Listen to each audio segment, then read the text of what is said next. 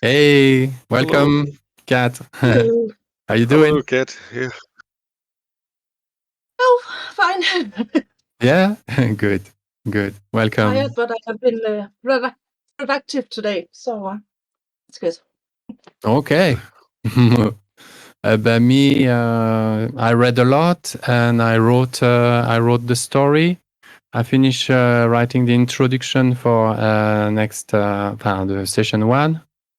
And like I said, I usually write intros when I know that I have everything, so I know how to introduce what I want to go into. And so if I have the intro, that means we are good to go. So I look forward to it. So tonight, let's cool. I think that you're getting into your character already. I don't know if you saw that Owen Cat came up with a haircut even for a character. Yeah, getting into And it. I was just looking at the reference for the the second name and stuff, which is one of the three gorgons, Uriel in Greek mythology. Steno. Yeah, I look it up. I look it up according. Or maybe you can do a little. Tell us a little bit about that name. Why did you pick Kali and Uriel?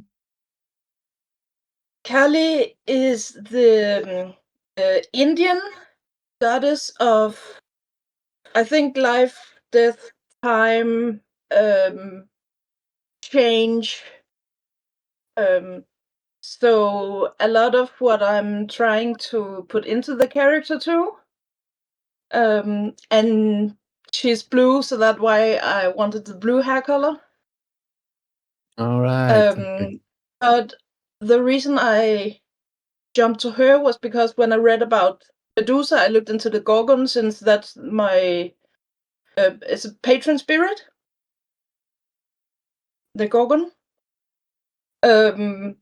So I wanted to look into that, and while I read about Gorgon or Medusa, same shit, different name. Yep. I saw her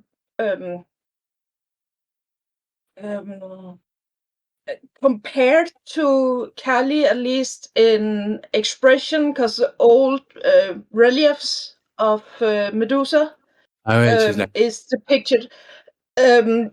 She has these tusks, an open mouth, and Kali has that too. Oh yeah. Yeah. Mm. And of the three Gorgons, Uriel is the traveler, the far leaping. They call her. The which one? Uriel, third, I think, the middle sister of the Gorgon. Okay. So I combined them to give meaning to the name. I think it's funny. Nice. Yeah, mighty. Yeah. But this background, it gives you. I don't know. It gives you a mind space. When the name of your character evokes, evokes something to you. That's important. Like it's energy already, right there. Cool. Names are powerful. Yeah. Names have power for sure. All right. But we'll go through most of the process, the background exploration with Owen. You come in. You left at the moment of Touchstones. So Touchstones are coming in. Kat participated last week until the ninth segment. So there will be a bit of time dedicated to Owen's background. Yeah, Kat, you figured out most of your points and stuff, but when it comes to telling the story of your mentor or stuff like that, going back to your background, the character sheet background dots you've put in, we can you can jump in, and of course, but if you're happy to watch and listen to Owen's process building his character, then ask questions. Yes. That would be nice, if the two of us, kind of like you and me, are probing Owen's mind, asking him question about, and helping him to heal this character. Have Cool. you had a chance to look at my gifts and rights and see if I have them put in correctly? Look at this set. Yeah, you did fine. Yeah, it's Okay. perfect. No, Because it's I was just a that. bit unsure of some of them, the level and I know. rollable Yeah. or not, and what features they No, you did just fine. use. Perfect. Okay. Yeah. Just the gifts. You have to pick one native, not two. Yeah. So it's either eyes of the owl or stare down. Right. Okay, stare down was the one you took us through in session 0. So I just It was just the test stuff. Yeah. Okay. yes. Cool. Bartek has eyes of the owl too. Mm-hmm. Yeah, I was looking at that one as well. Yeah, but it would be nice to have like the full squad who sees. Emilia, she cannot take it because she takes penumbral senses, which is critical. Penumbral senses. Mm-hmm. To see in both worlds at once. But it would Yeah. be cool if the three others have eyes of the owl. It makes for it tells a lot already about the character of the. And those are native gifts, yeah. So I looked through the others' characters too, and for what I saw, none of us have medicine. Medicine, yeah. Yeah. Garu regenerates. They regenerate, Yeah. Just sleep over it, and you'll be fine, pristine and new and fresh like a baby. I took the Rite of the Wolf Reborn. That can help a packmate get the wolf back if they lose it after. Is it rage check? If you go to 0, you lose the wolf. So I took that as my rite. Very good, very good. So, I think that's Owen, character concept. But we went through that with the group last week. You already cut some kind of broad lines there. The hunter with a sniper rifle.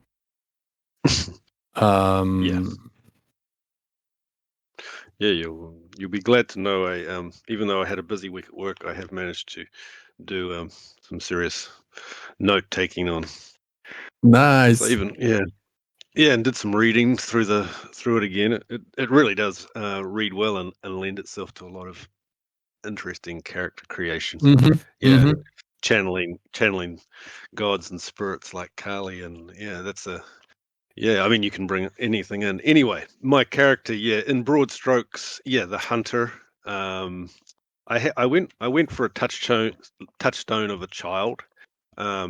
So a relationship I had as a teenager that just was never going to work, and now there is a son. Actually,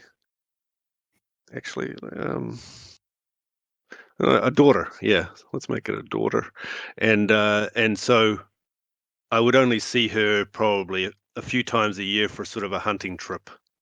That's the most I can get out of the mother for care. I'm kind of a sort of an angry sort of guy, but I've managed to. The mother is scared of you. basically she doesn't want to. Yeah, not scared. I don't know about scared, but just I will explore that. talk. Mm-hmm. Yeah. What So I'm thinking. plan did you have as a... sort of. Yeah. Sorry.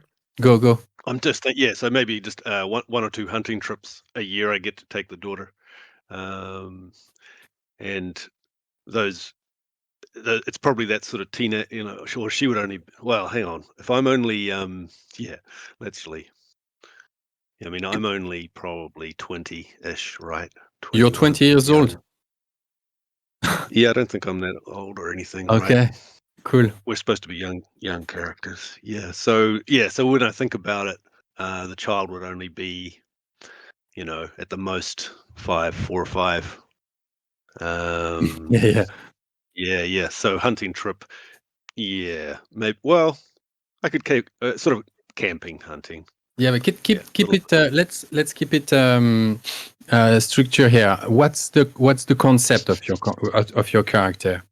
Okay. What do you see him do for the group? Okay.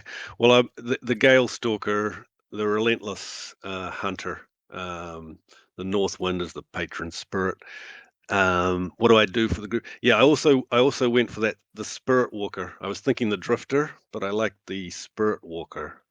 So because that gives me, that I hunt or into the Umbra. So I'm kind of. Spirit Walker is the Umbral Traveler lore sheet. Mm-hmm. Nice. Mm-hmm. Yeah. It's one of the. It's one of the classic roles coming out of Gale Stalker, I think. Yeah, you can make up your own one, I believe, but I thought Spirit Walker would be quite cool because it just gives me the connection with the shadow, and I'm sort of in a state of. Basically, I spend a lot of time hunting through this big forest. That's basically what I do. I hunt. I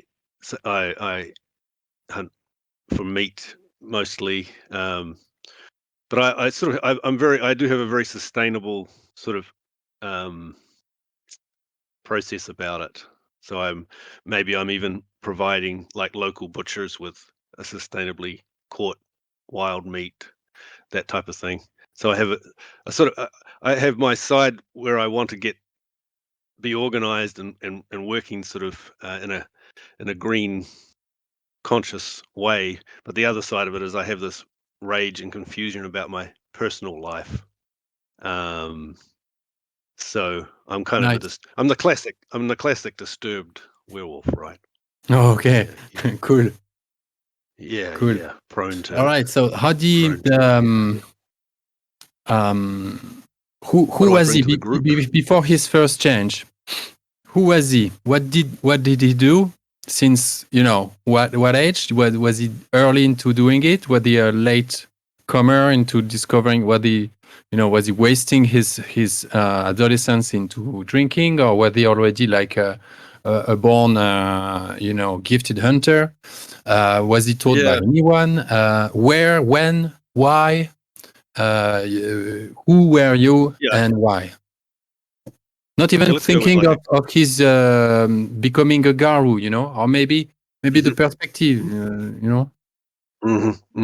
Yeah, I think maybe let's go with, say, a grandfather who just taught him the old ways of hunting, and he was the sort of guiding character.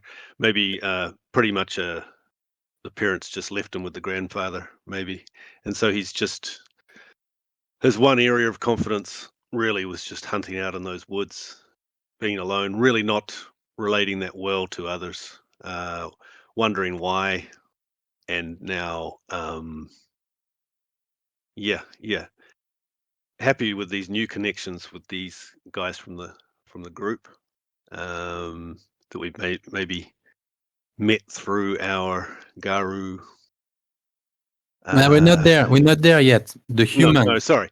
What human were you? The human. So basically, that your dad, your mother, they don't exist.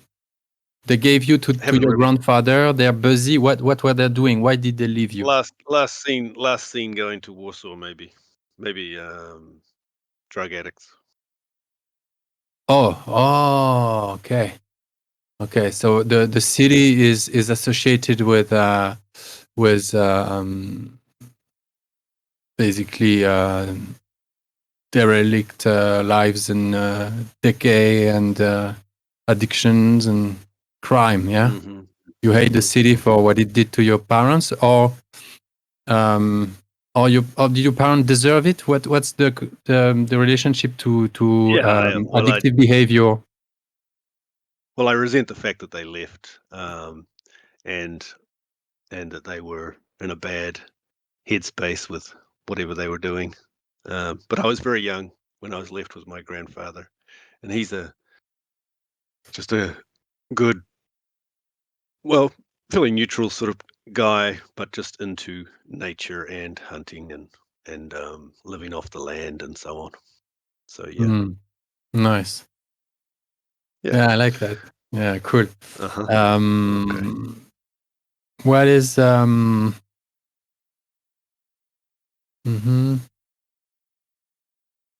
what's the auspice? Harun, yeah. So like I see like two ways things could happen, can happen and induce the change, provoke the first change. First time you changed was under the full moon. Was it because of circumstances you were accidentally provoked under that moon and you reacted badly?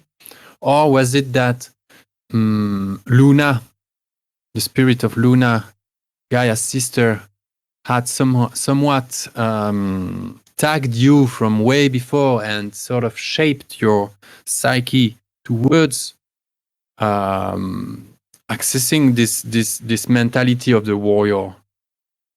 I think it looks like you're a warrior from early on already. You just didn't happen to wake up under the full moon one day. Like it was something like how do you think that warrior archetype grew in him? Yeah, so I guess it's that anger, resentment, plus the hunting, a lot of time alone in the woods. That's almost the solace. That's the peaceful, but resents society. Feels so it's kind of he's that classic guy driving around in the pickup truck, through town without saying anything to anyone. Apart from a little bit of interactions to sell the meat and just the financial. But Kat, you had the question. So yeah. How set are we on Owen having a young character? I think early 20s makes sense to me. Yeah, just because we're all going quite young, and that's the nature of this one shot. Not to have anyone too developed, a fresh character. Yeah, not an old wolf. Yeah. Yeah. Yeah, so still kind of dealing with the whole thing, learning who he is. Yeah. Yeah, it'd be fun to be an older grumpy guy, but yeah. That's another project. I mean, I really like the solace in the hunting. You proposed the fact that action is in fact relaxation, and inaction is like brewing of bad negative thoughts, and it could be something like yeah. And it's that feel of the hunt. Like I'm not a hunter, but the feel of the hunt, knowing the animals, and also kind of loving the animal, but hating the human. So it's kind of hunting in a caring way towards the animal, doing it as best he can, most at one with nature. But the anger, but also there's the possibility that he can take those skills, and hunt the human or the corporate bastard, right? So so there's kind of that dichotomy of the peaceful hunter doing it as best he can, killing for a reason, doing it the right way, living in nature. Hmm. And then there's the sort of anger towards corporate world, city. Progress, so that's the basic. modernity. Yeah. So as far as how, I think you're the second choice there with the slow build up to the change. Yeah. Hmm. Yeah. So how almost a progression into that controlled, angry space. seeing that you are you said you want to have the spirit sustenance, yeah, from the Spirit walker, I think it is. Where is that? It's one of the Gale Stalker classic sort of descriptors. I think there's the Gale Stalker, the Drifter. No, sorry, the Spirit Walker, the Drifter. If you go to, I'll find the page if you like. It's not a gift. You mean it's just a descriptor? Yeah, it's one of the Gale Stalker. What do they call them? It's in the description of the tribe, basically. Yeah, exactly. Who are Gale Stalkers? It's on page. It's on page 67. Specializing in forays into the Umbra, pursuit of the inscrutable spirit prey. So I'm kind of like, it's hunting in the real world and hunting in the Umbra. Yeah, That's kind of where I'm heading. That's where my character would, if he was to live a long time, would develop into hunting in that Umbra, hunting down those bad spirits. For sure, like some kind of sixth sense, growing, attacking the worm. Yeah, attacking the worm that way, burgeoning, like with the years. Yeah, and this attitude to commune. A bane fighter, a fomori, these evil spirits. That would be his ultimate hunt. That would be his ultimate hunt. Yeah. Possibly coming across poachers or illegal hunting or trapping. Definitely. Even foraging, some of the foragings, sometimes you forage in places that you're not supposed to. So your grandfather told you like values of respect to nature, respect of the law as well, no? It was this form of authority, so you'd fit as well in your future as a Garou. You'd fit as well in this sort of like very chaotic, anarchistic somehow, but still very hierarchical society of the Garou, yeah, where it's like a natural leadership prevails, yeah. So you being educated by someone as straight as your grandfather would make sense, having you coming up and fit well, in this kind of. So when what were the last steps leading to the this breaking point, this turning point of the first change? Where spirit coming into play, showing you visions? Were you trapped into backed into a corner? How did that happen? The first change, and was someone killed? Who was killed? If there was anyone killed? Okay, well, because I sort of see it as sort of connected to the puberty and everything. Maybe it's that relationship I had as a young teenager, or 16, whatever, 15, 16, when I got into this relationship with this girl, this woman in town or whatever, or from another close village or something, and we threw everything in and we had this relationship. This child, just fast and was exciting. It seemed like the right, but then we're just bad. All my feelings, all the stuff about my parents, and I can't handle a relationship. So maybe that whole tension just drove me kind of crazy. I became desperate, and out in the woods, I change, or whether I kill anyone, I haven't really. That's because your parent rejected you. You couldn't see yourself as a father.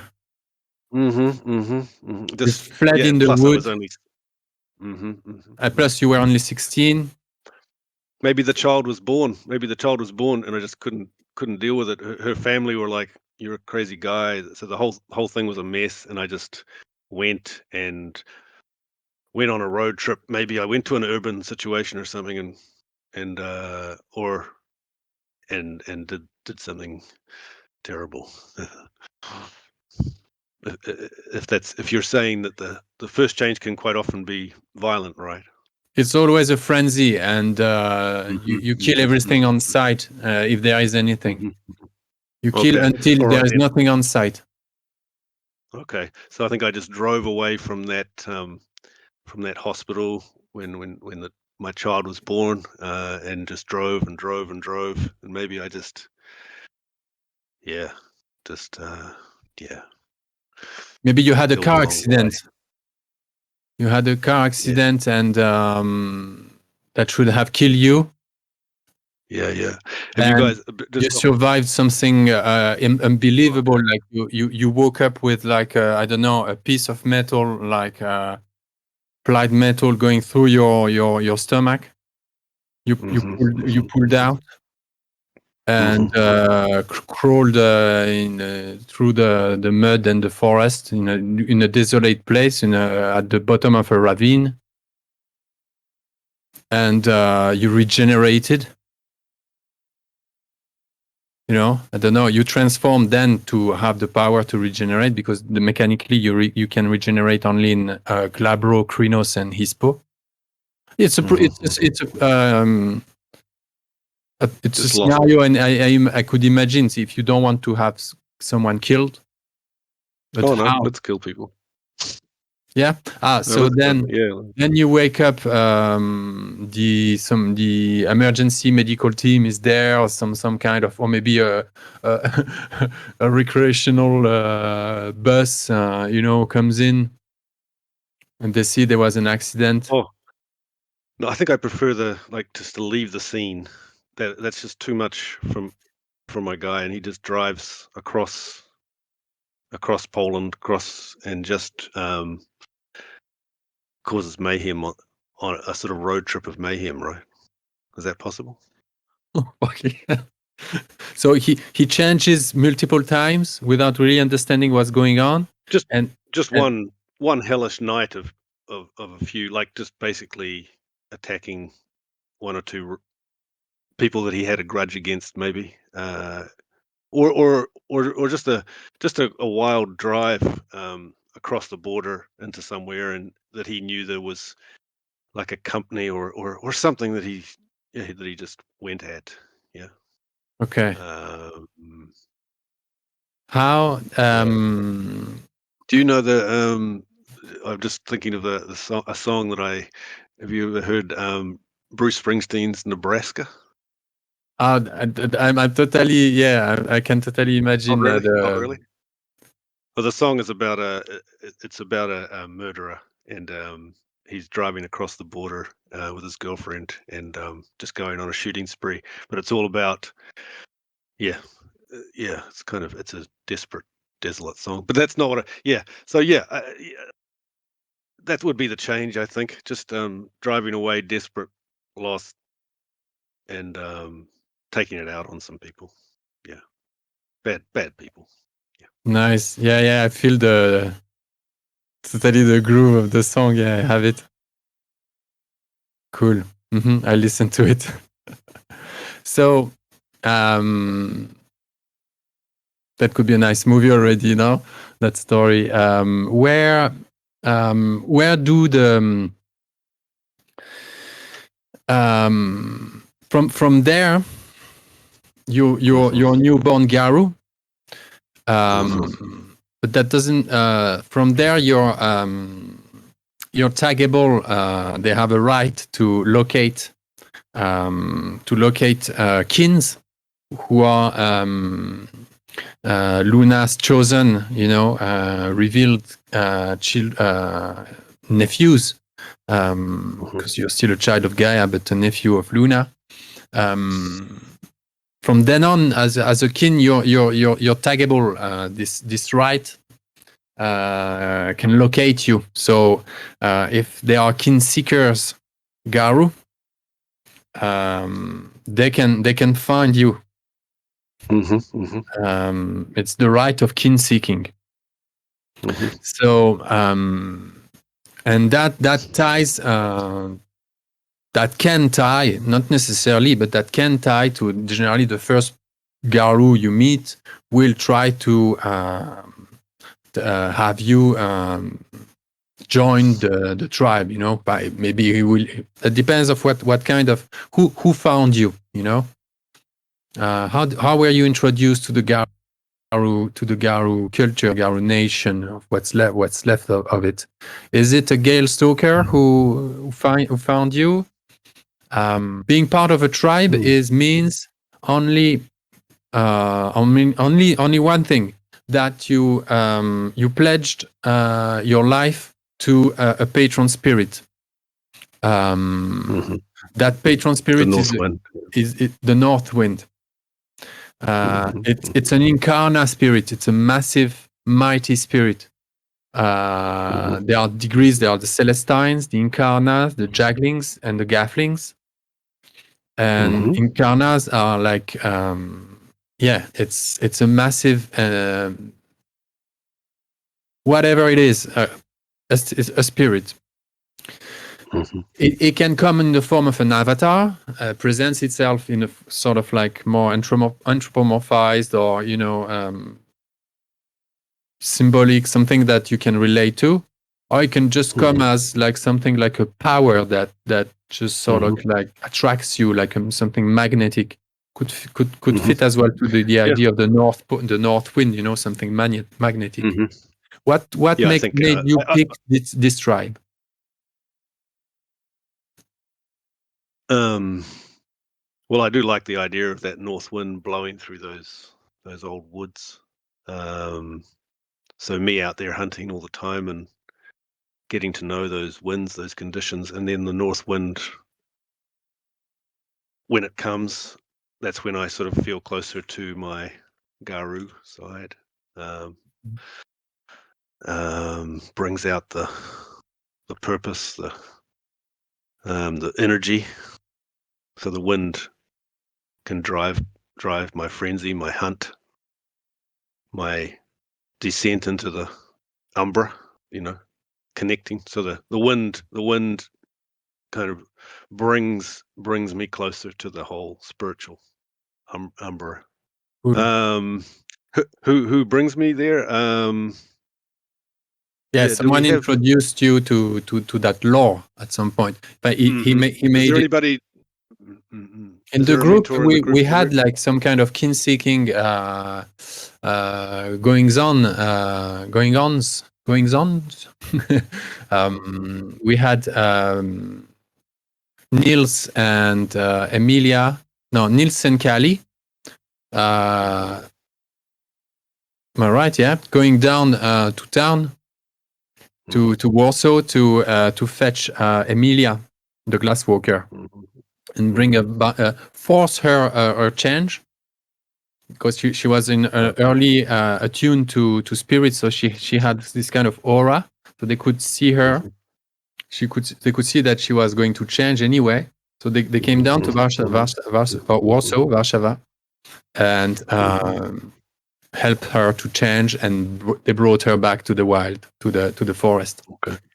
So could we tell you could have ended up on your road trip somewhere around Bialowierza, yeah, somewhere around that town, that little village where the story is going to take place.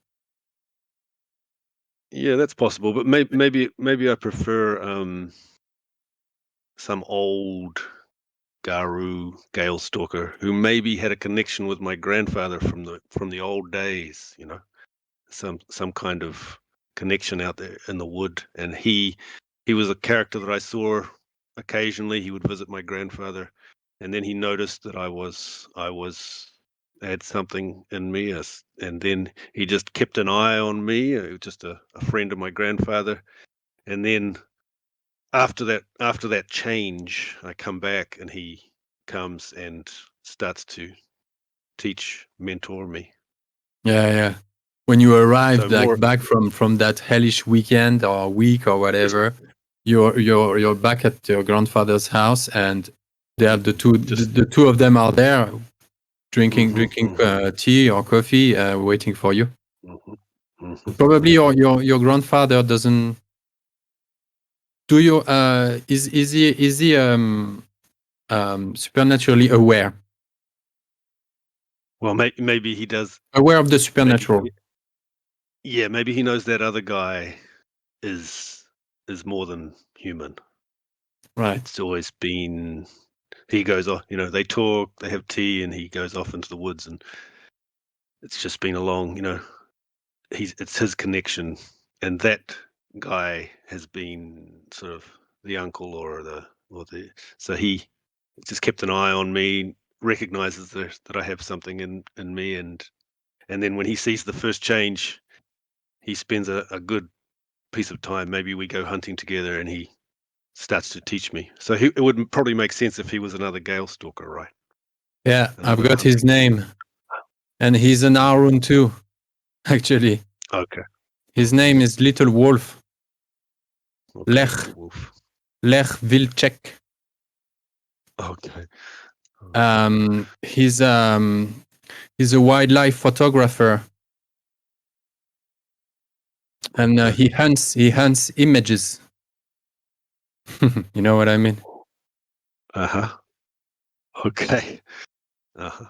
Lech. What was the second name? Sorry. Lech Vilcek. Vilcek. Okay. WRL. I can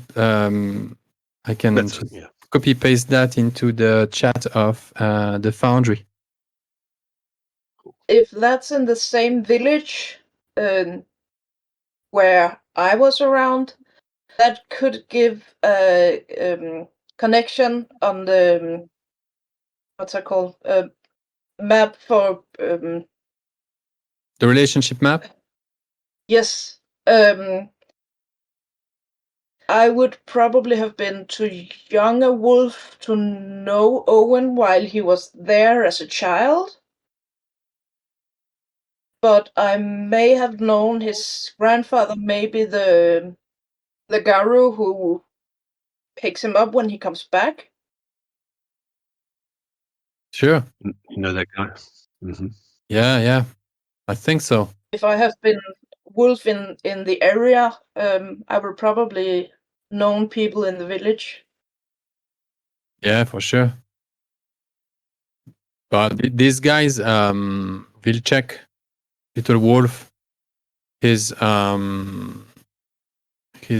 shifter, Simona Cossack, shifter. He's her companion, and the two live in. They're inspired by this girl, the two of them. It's posted in the Werewolf 5th on Discord. When you go up, Owen, I think you can see that there's an article about this girl, Simona Cossack, which is an actual. Yeah. So she will be. She's part of your sept. She's a Garu. I just transplanted her into your sept. She's a Garu, and she works for the. She works for the Mammal Research Institute, and it's her day job. But she's an active Garu, so which is everything that comes on top of that. And her partner, her actual companion, is a Garu as well, and he's this guy, your grandfather's friend, this wildlife photographer. Oh, sorry, how is he connected to her? They're just together. They're a couple. Friends. Couple. Okay, perfect. Yeah, they're a couple. They live together in a house in the middle of nowhere in the forest. Right. Not far from the village, from Bialowierza. Okay, cool. So she's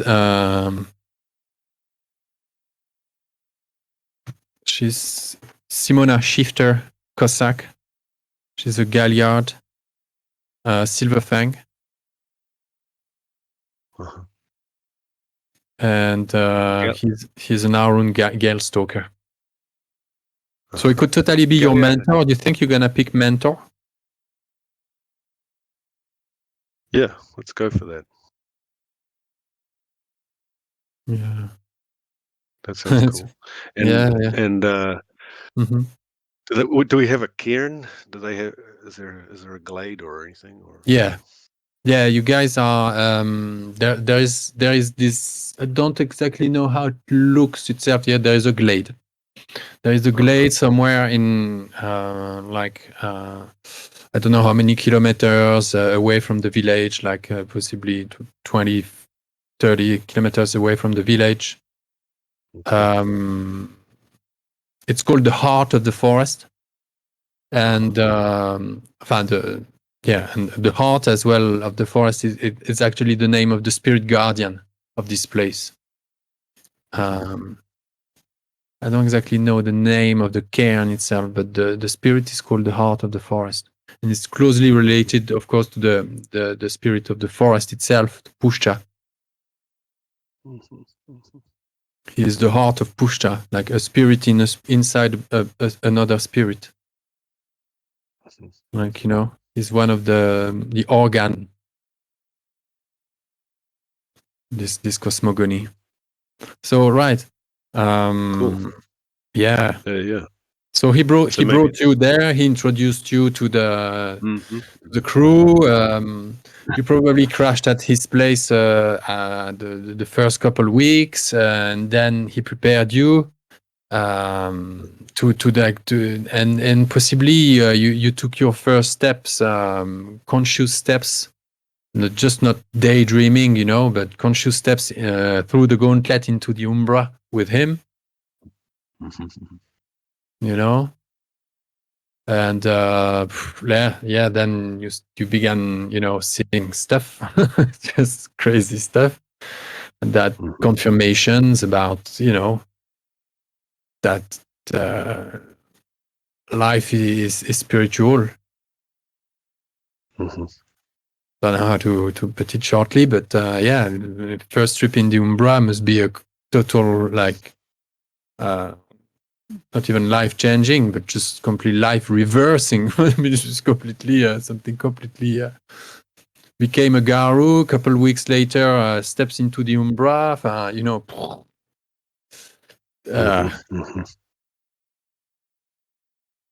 Scary, but also reassuring that there's some real place where you can make a difference instead of this confusing world. So even though it's the Umbra and dark and full of evil spirits and so on, it's somewhere that another plane where you can hunt, Yeah. Or as opposed to this world, which is be free. That's cool. I was going to ask you about names. We kind of have a human name and a wolf name, right? Yeah, usually you pick a first name and a wolf moniker. Yeah. So on the character sheet, should I put them both, or I'll put my. I don't know if it'll fit here. I came up with a human name, but Shiva. Have another Krishna. Yeah, that would be funny. So they've got. So I went for Bogdan Kaminsky would be my human name, and then Rafe was my which wolf name. Write it down, Rafe. please. Rafe. I tried to. Nice. Is it on there now? Here you go. Oh, yeah. Bogdan. Yeah, there you go. Rafe. Rafe. Wow. What's the meaning of Rafe? Well, I'm not exactly sure if it has much of a meaning. I'll just see. Why would you be called that then, if it doesn't mean anything? Oh, it means Council of the Wolf. Rafe is a masculine name of Scandinavian origin. Norse Council of the Wolf is the perfect choice for fans of Vikings and mythology, reminding you and baby of the fierceness and wisdom of the wolf. A Council of the Wolf. Mm-hmm. Wow. So I mean, you mean like actual real wolves? Yeah, if you look were up Rafe rafing? name. No, it's short for a Raphael, I think, but Rafe does mean It could be Council North of Wise Wolf. it's Arabic, actually Arabic as well. Wise wolf, God has healed. Wise wolf. I don't know how wise I am, but that's the dream Wow. to get there. It's interesting. Does the name Raoul comes from that? Okay. Old North I think it. Raoul. I think in Danish, Raoul. and Swedish maybe it would be Rafe. Rafa, right. Class. Cool. Rafe. Bogdan. Nice. Bogdan Kaminsky. It's funny. I was actually thinking of Lek, but then you threw in Lek for the mentor, so I was like quickly changed to Bogdan for the human name. Yeah. Yeah. Okay. Bogdan. Because you had that. You had Lech. Yeah, I was thinking Lech Kaminsky, but okay. And then I that could be interesting. That you both named the same. Well, that means little wolf as well. I think that we're overdoing the whole wolf thing there. So I think Rafe will be cool and Bogdan for the human. So Kaminsky is stone. Name, yeah. Stone. Mm-hmm. Bogdan, I'm not really sure, but Bug is God. So could be something like Godfrey or something like that, you know. Okay. Yeah, and so ideally, yeah, I thought the Spirit Walker. I think you can kind of have Rafe Spirit Walker as the wolf, but basically Rafe. Nice. Okay. Yeah. So yeah, I think we went already quite deep into your connection to the North Wind from early on. This sixth sense of being connected to like currents and hunting, being on the after something as a way of life, as a way, you know, to access freedom, finding relief in inaction, etc., etc. So that really ties nicely to the tribe of the Gale Stalker. So I think we're good with that. We can go forward. Your patron spirit. So favor and ban. What are the favor? What are the actual favors?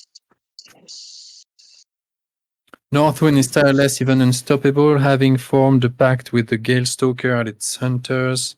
Northwind bestows some amount of that uncompromising devotion upon Garu of the tribe. The Gale Stalker may add a die to dice pools directly related to the pursuit of their prey. Well, easy. Nice. So every time you go after a quarry, and you can expand on that, you know, if you can, this concept can go, you know, can take you, like if you investigate looking for the phone number of a possible contact to the contact of your quarry, you're after your quarry. So loads of dice can benefit, loads of rolls can beneficiate from that bonus die. If you narratively justify it nicely. And the ban. Yeah, what page was that? Sorry. It's 67. It's your descriptive. It's your Gale Stalker's description. Favor and ban.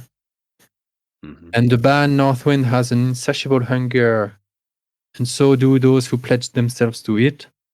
For any day that a Gale Stalker does not partake of fresh kill, Regardless of whether it was they who hunted it, they regain only a single point of power at the beginning of the next session instead of their composure or resolve rating.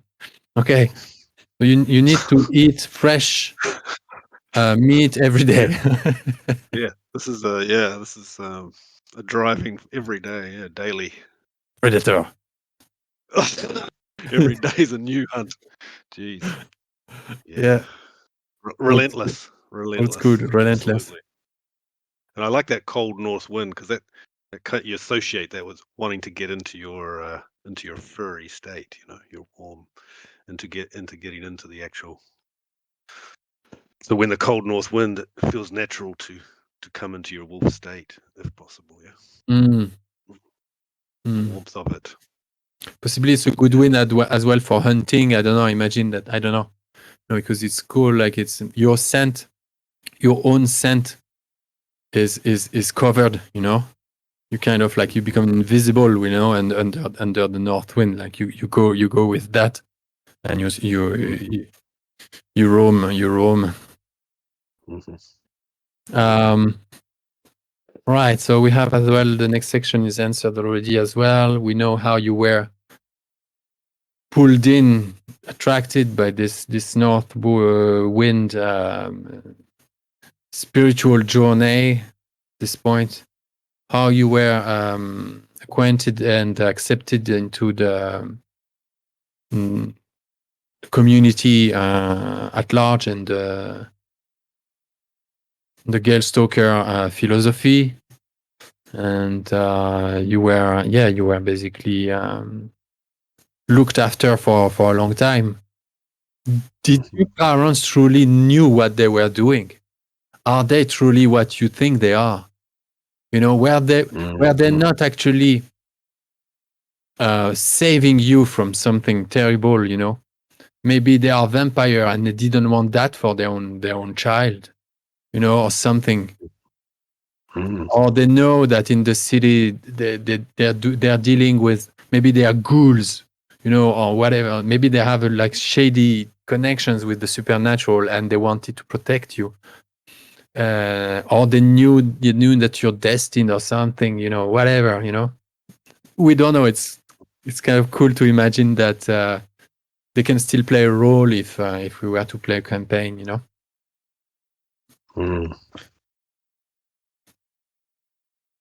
But the simple, whatever. All right, let's go into the. Do you have more to say about these core elements? No, that sounds good. Yeah. Just trying to get some of this down into the character sheet as well. Otherwise, but I can maybe do that later as well. Yeah, you know how to edit those thingies, yeah? Yeah, seems to be coming in here. Yeah, I'm just putting some touchstone. My daughter. Are you into where I would also features? We'll go into Touchstone in detail a bit later. Oh, okay. Do you add any features? Yeah, I was looking at features, I think. Are we doing that now? Or? Yeah, let's go into your stats. They're down, yeah? The 4, 3, 3, 3, 2, 2, 2, 2, 1. Then you picked balanced, yeah? Is this balanced? You have the in the journal. I don't know if you use that little player aids, the character creation. You can load this little PDF. Okay, and the compendium. No, in journals. No. Couple tabs before. Yeah, player 8, character creation. Yeah, and there you can see. Okay, load that. Yeah, if you want to, yeah. You can have like a quicker overview of things you possibly didn't go through yet. You did your health and willpower. It's down. Willpower 5. Yeah, right. It's worked it all out for me, I think. Skill spread. So you picked balanced. Very good. What did you go for then? Athletics, brawl, one, drive, one. Drive? Because you like to do your road trips and stuff. Mm-hmm. Firearms, larceny. Yeah, that was my. Yeah, I went for the sniper thing. I popped that down the bottom. Yeah, I see. Yeah, cool. Firearms. I was going to go for just the 308 rifle, but I don't know if I can add that. No. Melee 1, stealth 3, survival 2, etiquette, insight, intimidation, streetwise, awareness, investigation. I should really have an occult.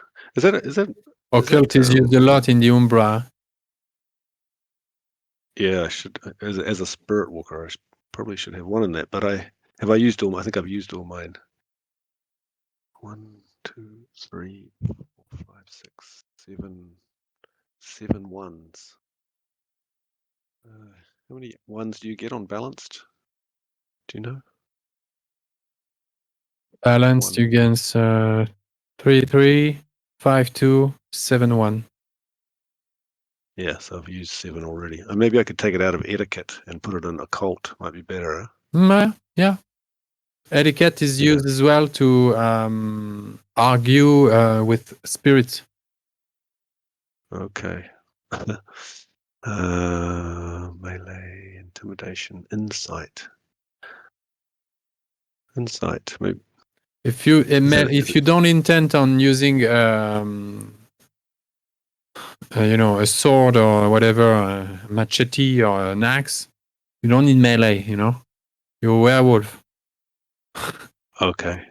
What werewolf plays with a hunting knife? I'll go for one in occult then. Oh wait, I don't seem to be able to change it. You need to unlock.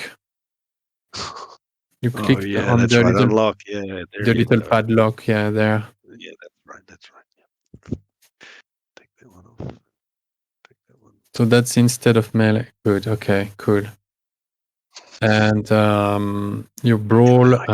When you brawl, it's usually strength plus brawl to fight. So you're good.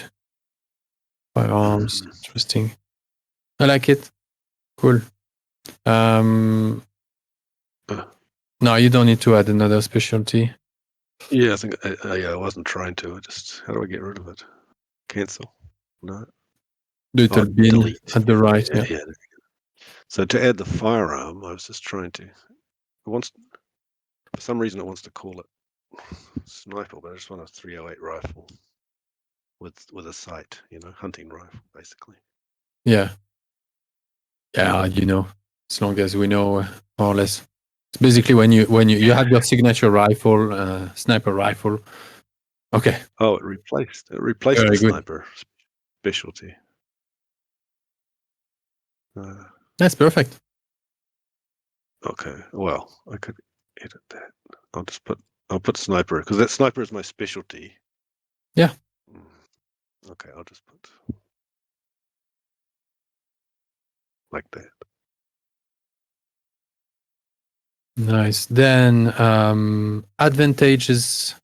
It's in features. So it's the third tab between gifts and rites and the wolf. So that's where. Say. Oh, it's on the character creation. Yeah, cool. Yeah. You have an overview with a little short description of what they do. So you have 7 dots in merits and backgrounds, and 2 dots of flaws. Flaws, yeah.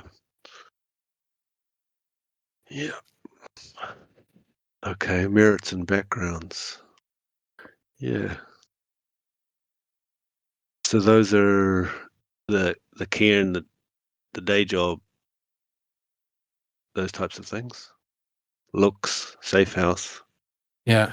Look it up. Look around a little bit. I'm gonna ask Kali Yoryali. Uriel. Who I think I have a couple of names of Garu that I know belong to the Sept.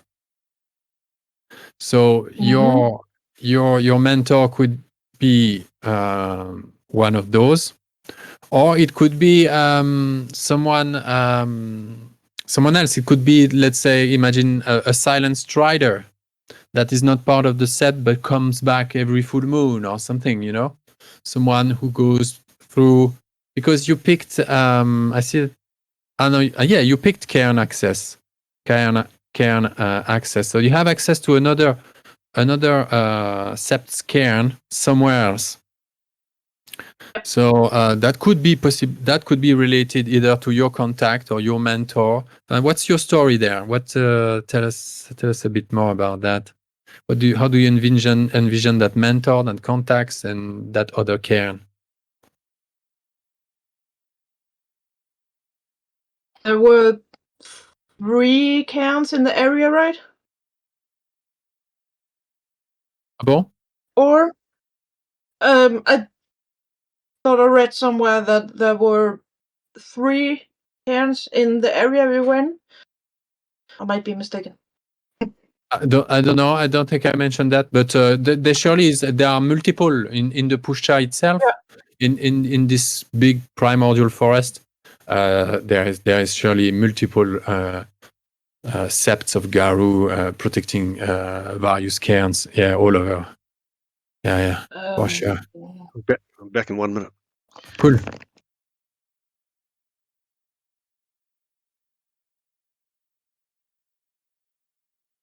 So, do you think your mentor is part of the part of this the actual sept where you live, or is someone external?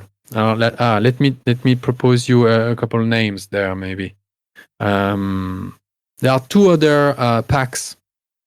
There are 3 packs in total, minding that cairn of the heart of the forest. Your pack is led by a certain Leo the Mount. Grodzki is a Galliard Silverfang. He's your pack leader. Then there is another pack led by a certain Kraken, who is a Philodox Gale Stalker too. There is a young born wolf Garu. She's a Sojo, the Gallia Red Talon. And I thought she will be the actual adversary of Emilia. The adversary is the opposite of mentor. When you take mentor as a flow, the opposite side of mentor is like a Garu close to you is your adversary instead of being your mentor. So this Sojo girl, like Sojo, yeah, Galliard Red Talon, born wolf, jamming technology. I can't wait to jam her little Nokia with her. You said the leader of that pack was named Kraken. Kraken? Yeah, Kraken. Like the sea monster? Yeah. Just because of that. That sounds perfect. Okay, cool. He's a Philodox Gale Stalker. So, as a Gale Stalker, he could possibly very, very easily relate to the roots of what makes a wolf a predator. He's a hunter, just like a Rafe is. And Philodox, we are born under the same moon, so he would have that. Yes. Yeah. You share that moon, and as a Gale Stalker, well, he's a predator, a hunter, and he's from the same tribe as the other Harun, who actually is the mentor of Rafe, Little Wolf, Lech Wilczek, the wildlife photographer. This Kraken guy, Valerian is his name, Valerian Cronenberg. Valerian Kraken is his day job, quote unquote. He smuggles refugees. Yeah. And political and war, refugees. So it's quite busy. And it sounds like something Carly would feel drawn to, because that's again this whole justice, balance. So refugees in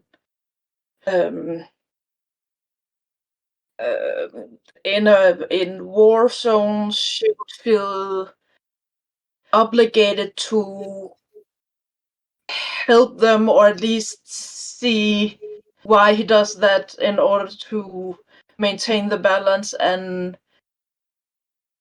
bring them some justice, if for nothing else, just with peace for them.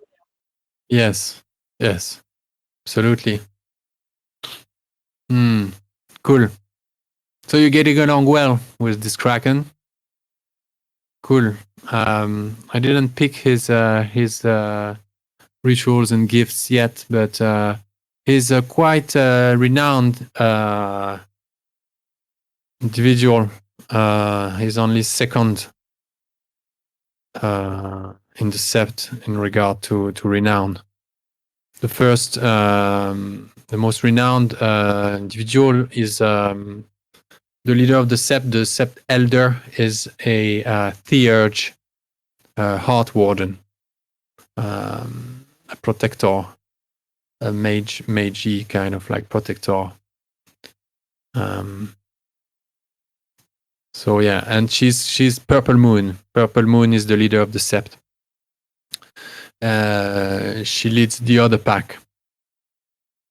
The let's say pack number 1. Yeah. Then there is Kraken's pack, which is pack number 2, which includes Sojo.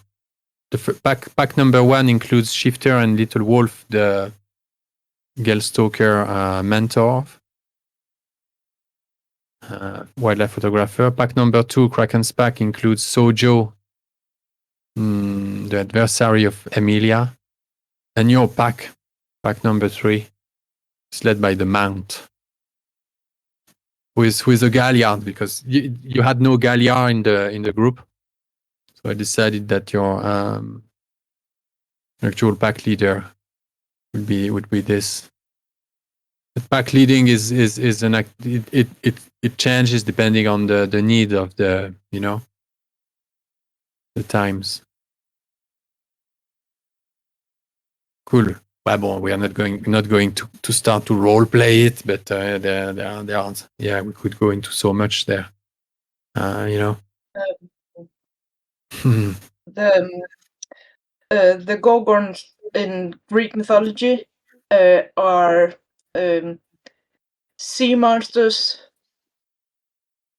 born from Ceto and someone, but sea monsters too, and have a lot of monster siblings, including the dragon guarding the apples, Ladon, that I gave my brother that name, Ladon, because that's a sibling to the Gorgons too. Okay. So that and it's speculated that the Gorgons, Medusa, Steno, and Uriel, is based on the squid, the cuttlefish, and the octopus. So all right. 3 different. So it fits. The Kraken became your mentor, actually. Exactly. Yeah, awesome. And what about your contact? That you had a dot in contact, yeah. Is this a human contact? Is this a vampire contact in Warsaw? A mage, another Garu, an itinerant peddler Garu, whatever. Is it someone local? Someone far away? Would it make sense if it's actually a wolf from one of the packs? What's the point? Since I'm wolfborn, having a connection to the animal part of the forest too. So he could inform you on the goings and. Since I'm supposed to be the one uniting the groups, Callie sees herself as the werewolf is kind of, since you have the wolf, you have the human, so she sees herself like the one in between. Mediator, yeah. Yeah, okay. If it doesn't make sense, it's But no, it makes sense. I'm just looking for a way to implement it in case you use that that die. You know, if you want to roll that. I'll look into it and I'll find something. So I think it's cool. I think it's cool. It's original, but we need to, when it comes up, like, you know,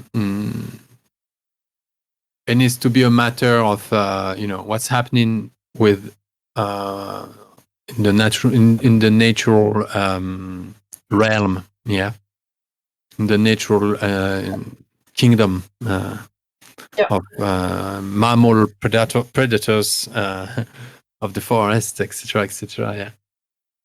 So I think again, wolf packs they have quite big territories and they stride a lot. So again, they would have information that humans maybe wouldn't have. Awesome. Yeah, about absolutely. The area. Mm-hmm. Cool. And then, what is this other cairn?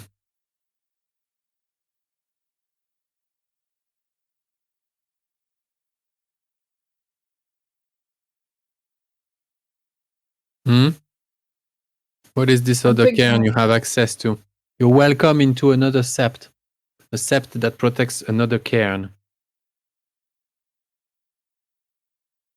With the wolf pack, you originated from. You originate from. You know, be hanging around the territory of that other sept, and you were acquainted basically with another Garu community. That's what it means. Yeah, they know you. You wouldn't come there and be stranger. Maybe it's a cairn where I have been when my pack got killed, and me and my brother we have fled in order not to be hunted. Have been a longer way away and maybe have been in contact with another cairn first, before going back again to the area around the village where we came from.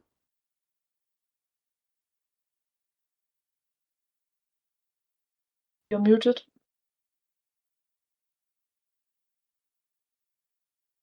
You're muted, Adi. I'll introduce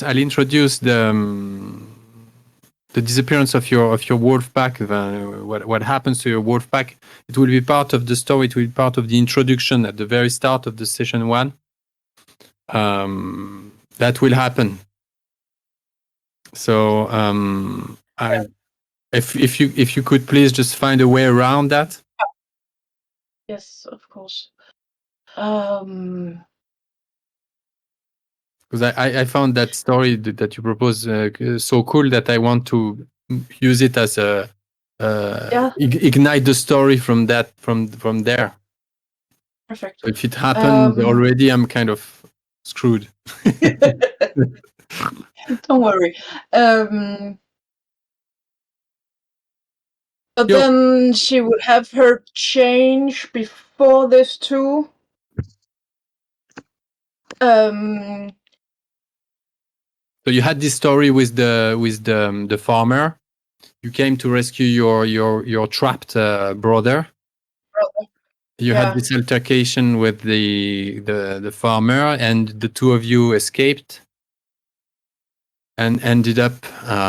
You had your first change, and you ended up in this other cairn. But why didn't you stay there? Because you were too far from your home territory.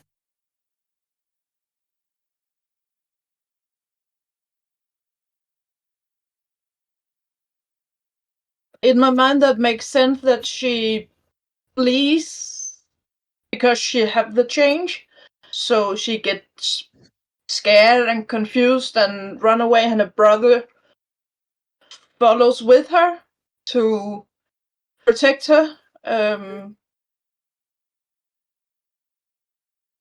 And they end up in another cairn area, but wants to go back. Maybe they don't have a mentor for her. And they know that Fragan is in her home area, so they urge her to go back to that area. Okay. Yeah, there's possibly there was something going on there. They could not take in someone else. And maybe she feels she wants to go back because it's unfinished. It's still a war. So this word is lost again. Not the judgment, but the mediator. Revenge part of it. It's unfinished. Okay. The situation is still open, and the conflict is still ongoing. So maybe she wants to go back. And if the new cairn doesn't have a mentor for her, or haven't the room for her, they have taken her in, helped her with her brother's wounds, maybe. Cool. But so they will take care of her, but say you can't stay here, and the urge she have to resolve the matter.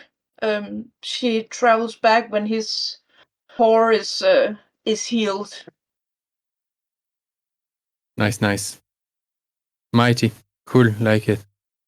Well, that's it for your backgrounds, merits. Nice selection.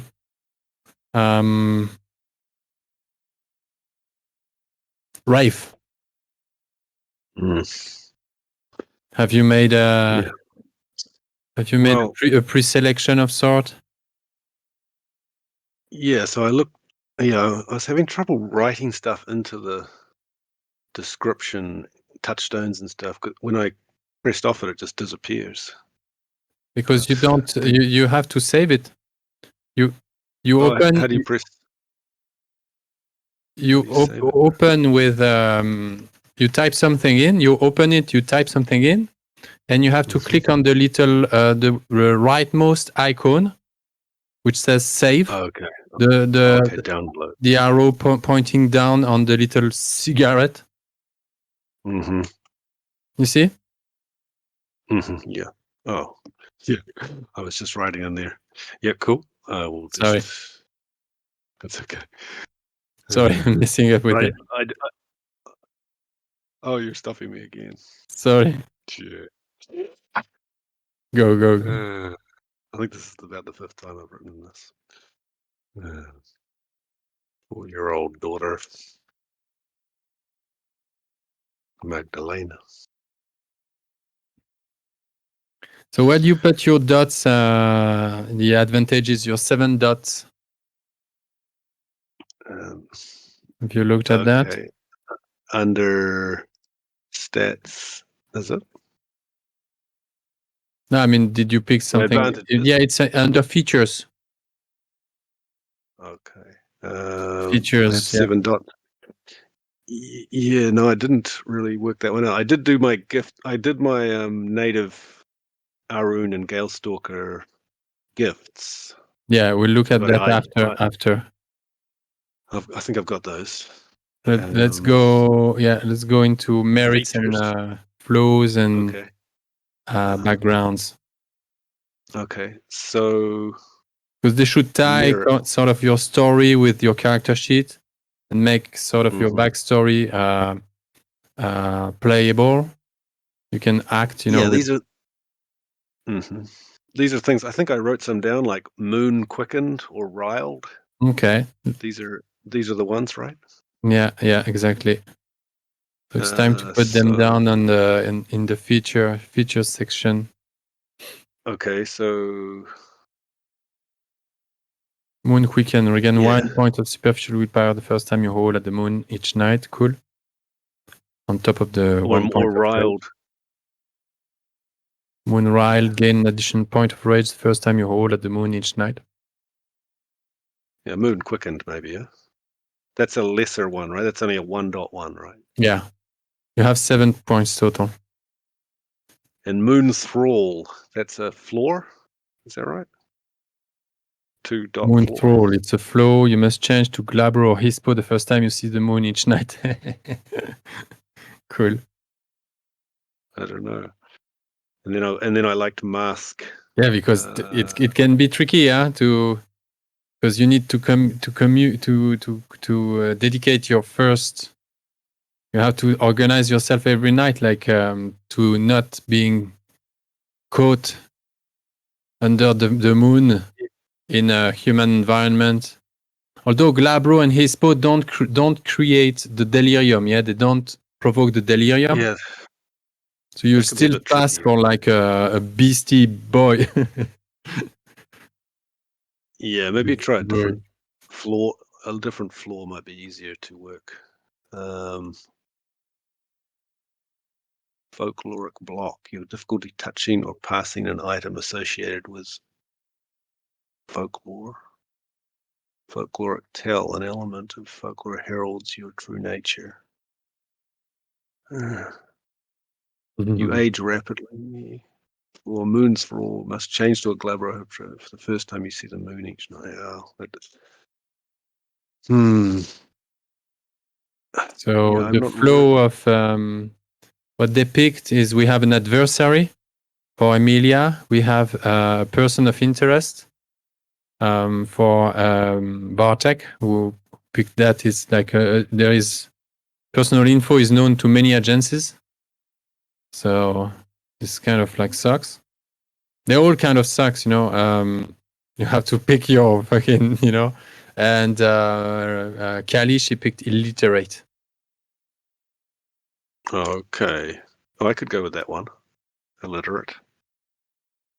Is that a 2-point floor? Yeah. Or just that one probably easier to handle than changing every time I see the moon. For it's sure. Gonna be tricky, that one. Yeah, this one is it's challenging, I think, for a first time playthrough. Yeah. Moon. I was going to go for moon quickened or moon riled. Moon riled will get rid of 3 dots, right? Gain an additional point of rage in the first time you howl at the moon each night.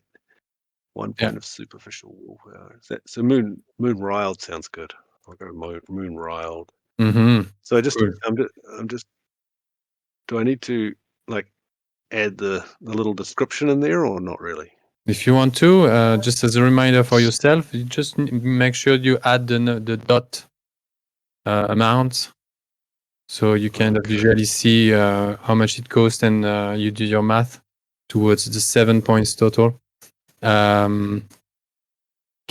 There is a floor called addiction to, if I remember correct, several substance different. abuse. Yes, substance so if abuse. that's a background you have, maybe that could be a flaw too, that you still fight the I was thinking about that one urge actually. or the need. Yeah. That is something I could deal with. That's a 1 dot floor. Does that mean I need 2 floors? You have a hopeless addiction too. You have a 2 flow. You have a 2 dot flow hopeless addiction. Okay. Maybe that's to what? Do I have to 2 dice penalty if not indulging regularly. Maybe I'm smoking marijuana in the woods constantly to try and keep the rage down. Good hunt. Yeah. Shall we go with that one? Yeah, I'll go with that. Okay. Yeah. Some kind of untold desire. Yeah. Starting to worry about this recording on YouTube, but anyway. It's legal in half of the world. Oh, exactly. New Zealand had a recent referendum, but it just missed out. Yeah. You should have gone and vote. You would have made a difference. Yeah. But if you want to go for marijuana addiction, it's very bad. Kids, don't smoke. It's cool, yeah. So you need to have your little grove somewhere, yeah. Yeah, you know, that's right. you have a spot where you grow it in the wild, yeah. You wanted to have your little community garden, and you got it. Yeah, exactly. Not this kind of latest. Yeah. So I've got moon riled, substance abuse. I haven't really. I'll add in sort of more descriptive stuff in later. But do I put the dots? There's some circles for dots, but I can't seem to. If I go on there. Yeah, you had your dots in Moonride. You had 3 dots in there.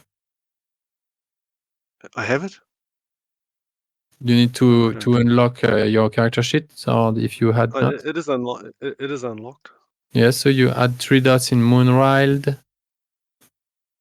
I think it wants me to do the background. What's the background?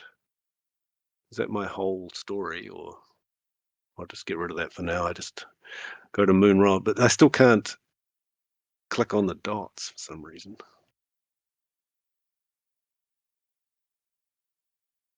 Yeah, that's weird. Yeah.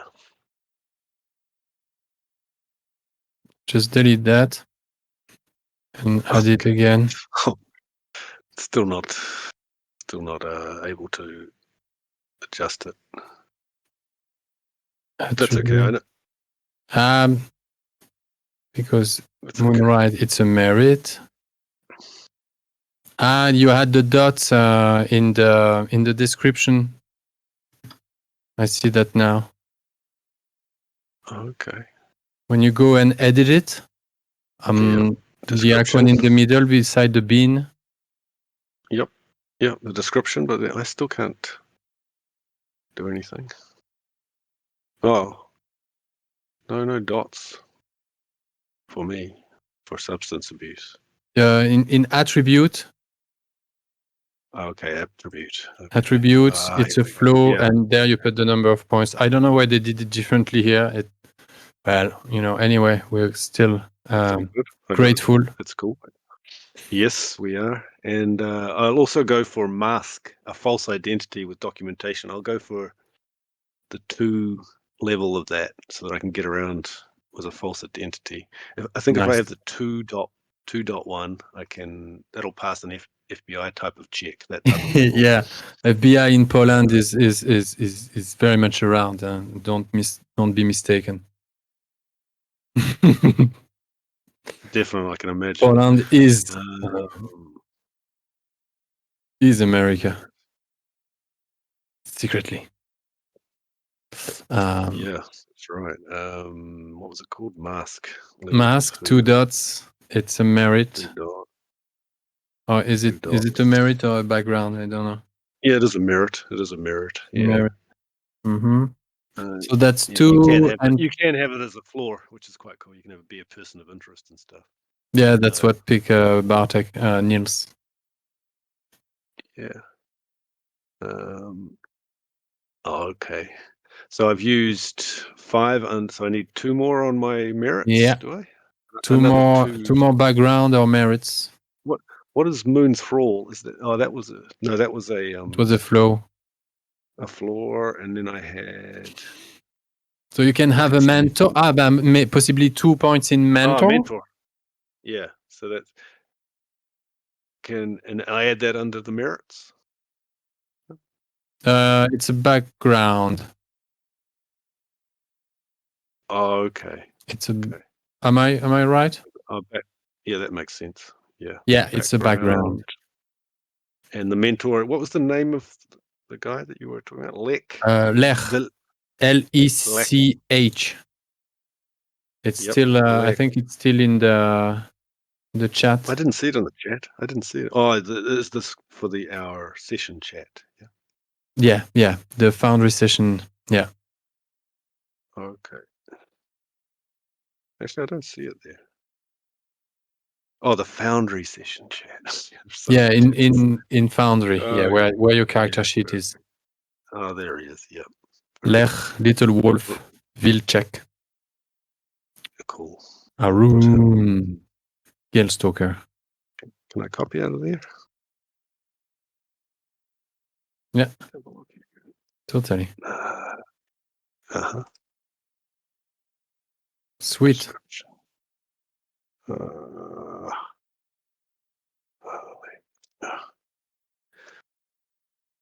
Why is it not letting me do that? Oh, here we go. It's funny because background you can add dots manually, but the merits you have to type them in the. I have no idea why. No idea. Maybe because some of them are rollable. Anyway, I know that the guys are. I talk every now and then, every couple of days when I see a feature that I would like to be added or I see a bug. I talk to them and they're you know how long it takes to have 600 people create a AAA game? It takes years. Oh, God. Yeah, so when you're alone doing this kind of stuff, you know how much encoding there is behind simple things like that. And the guys there's 2 of them, I think. So you're constantly in touch with them about building your werewolf site. Yeah. Well, but I just tell them I just give them feedback basically. Right. Okay, 80. So I think I've got I've spent my points on floors and merits. Yeah, so sorted. Now I was trying to write in the description. So I got the touchstone for my daughter. Need to go the check other biographies. Check your. You've done your renown and wisdom. I'm just checking what you have. You can write your story. Touchstone. Yeah. When you see her, you become like you regain some kind of conviction in your own humanity, and you kind of like reconnect as well with your human side. That's what touchstones are for. Mechanically, I think they help you regain some willpower damage, aggravated willpower damage, or stuff like that. They have Is it always that? Regain willpower? Regain willpower damage, is it? Yeah. I think there's something like that. There's a mechanic about around willpower when it comes to touchstones. Okay. I look it up. But yeah, I did. I did before. Yeah. So I don't have a rite. Do we need rites?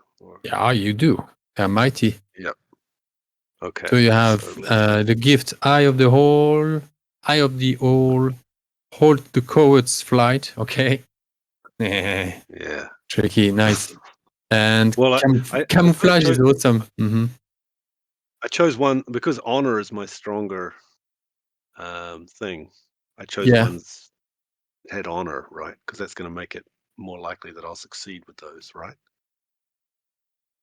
Definitely. Yeah. Gives you kind of 2 dice or whatever if you have 2 dots, right? Yeah, cool. So yeah, a rite. Let me have a look here. Rites. Just need to make sure that Touchstone. Yeah. I think I left before we talked about touchstones. I just want to finish with make sure his gifts are set up properly.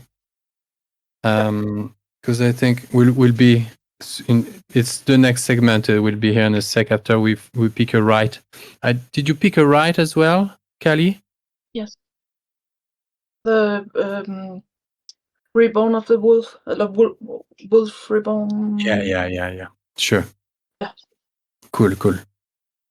I could go with shadow passage into the umbra. Yeah. Or spirit summoning. Yeah. Mm-hmm. Okay. Whoops. We have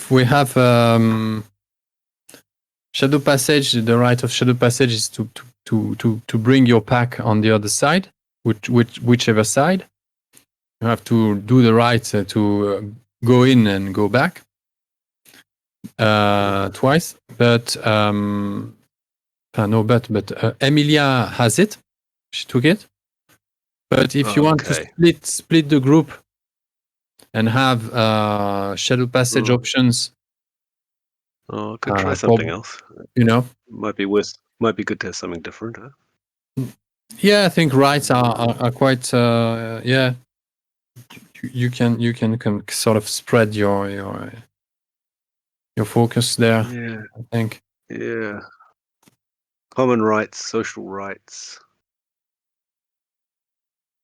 Help warn another Garo with their bad name, your accomplishment, gather. Honor the Just dead. double check your Aaron gift. Hold the flight. Okay. Hold the flight. There's a social rite. Gathering for the departed, honor the dead. Yeah. I don't know. No. Those are narrative. Yeah. They do as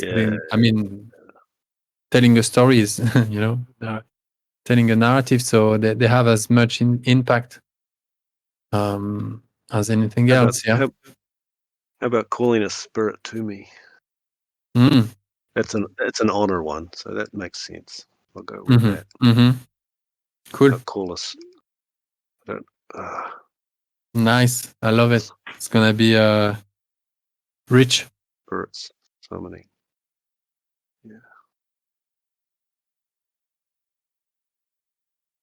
So you add it at the bottom there. You add right. Right. Yeah, I'm getting there. That's it. And let's go back to your hold the coward's flight when you're done with the new rite.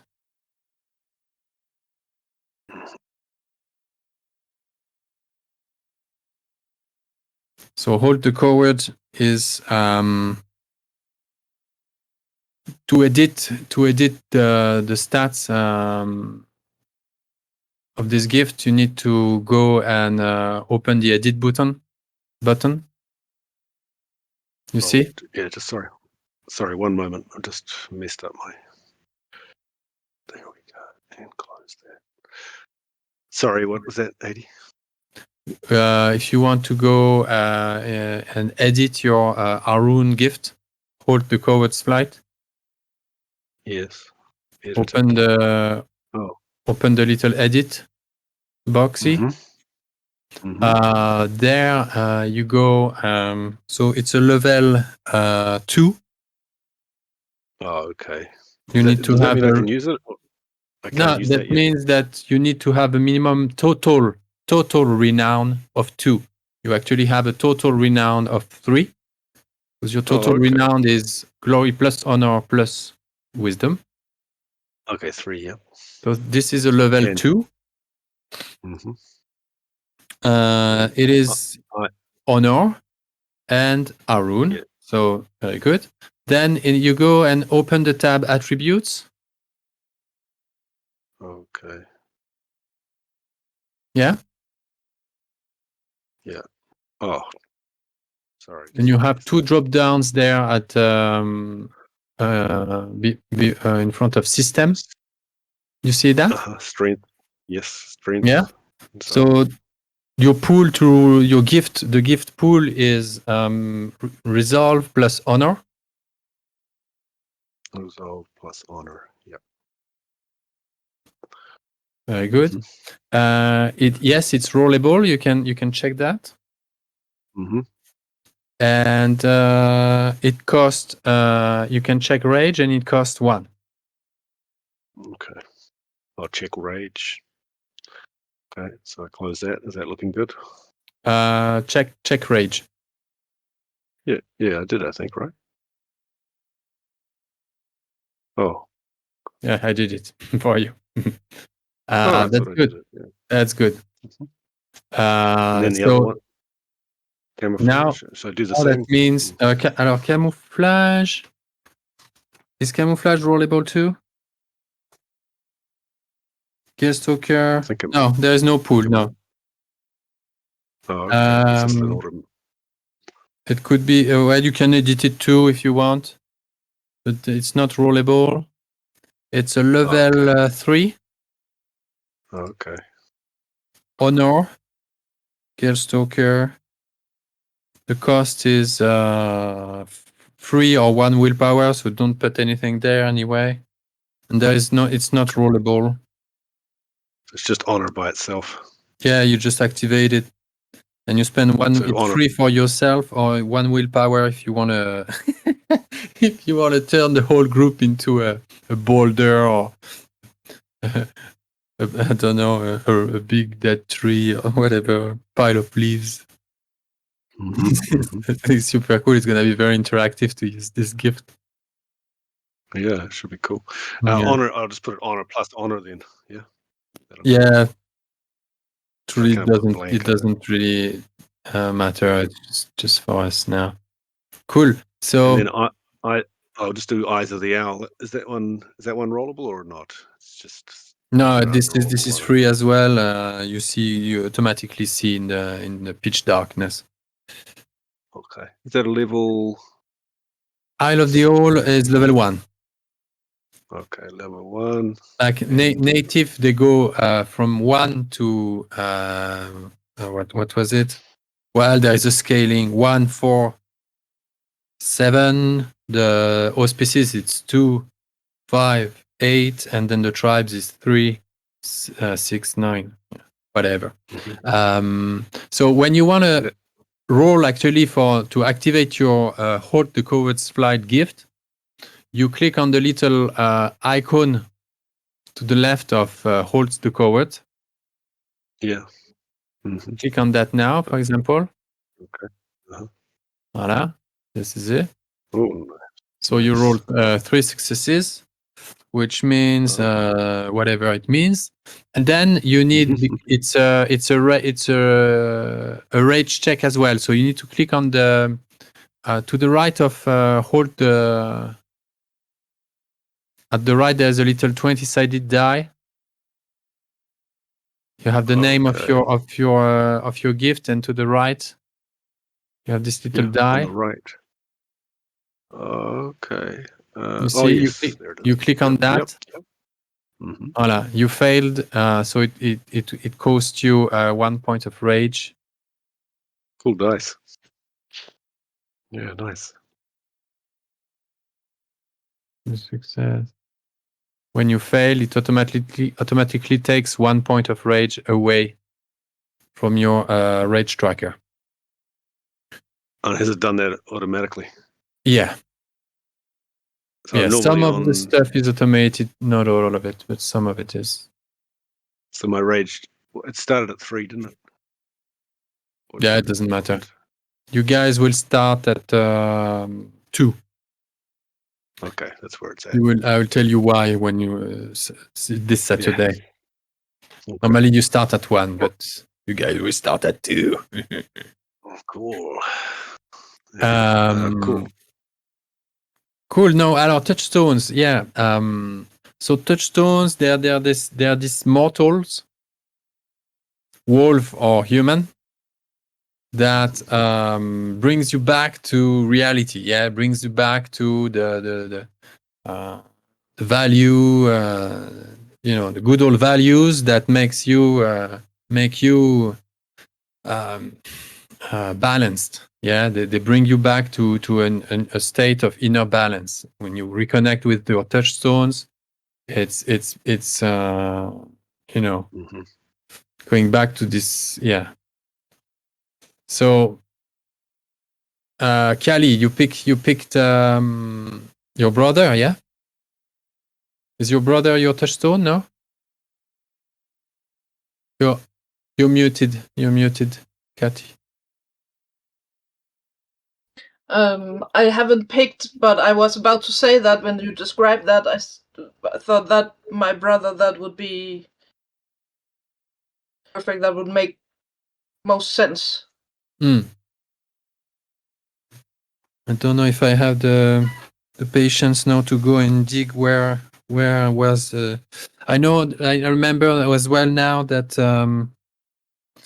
they play a role around willpower recovery, but also if your touchstone is harmed or dies, then you get a point in Harano. There are only five steps in the Harano tracker, and the 5th one is a point of no return, and basically your character is completely melted by I don't know, cosmic existentially cosmic sized depression. It becomes a total rampant failure. We'll talk through Harano at the end of this mini session. Okay. So yeah, your brother. Yeah, but he's what you are. He's where what you were born as. He knows you just as he's possibly one of the rare wolves. I don't know. I don't know. I still don't think, because you said that he protected you after your first change. I think he was spooked. I don't think he still would. I don't think touchstones necessarily have to know and tolerate you as in your Krynos form. You know what I mean? Or you come up with a very convincing narrative about that. But to make a wolf, he's just a normal wolf, huh? To make a normal wolf not spooked by a Krynos would be something like you can show up in Hispo in front of him. You can show up as in your Homid or Glabro form. It will be cool. You know, I think he's comfortable even among other Garu in Homid form in the cairn. You know, he hangs around. No, I think he's nearly a pet, a friend of a lot of Garu and sept mates. He's like a cool figure, going possibly helping a lot in the bonding of the sept, in general. But I can't really. Maybe you come up with a strong story about him that makes that he's not afraid of Garus in Krynos form, but that would be weird. I don't think it's necessarily cool either, I think it's nice that you have something that could yourself, in your very nature, that could scare the thing that you're most attached to, Of course, it's Werewolf. It's about that. Just like, Rafe's, Bogdan's touchstone is his daughter. Then, well, she's 4 years old. Maybe at 4 years old, you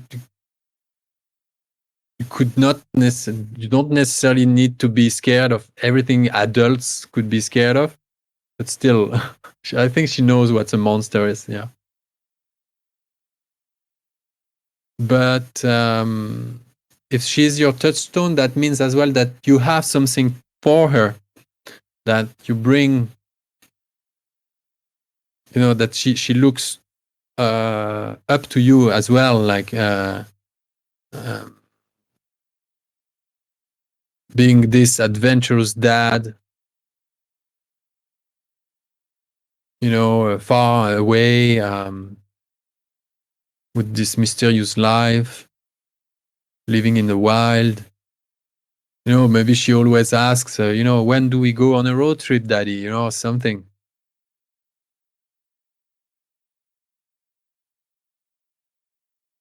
But your ex doesn't want you to take her.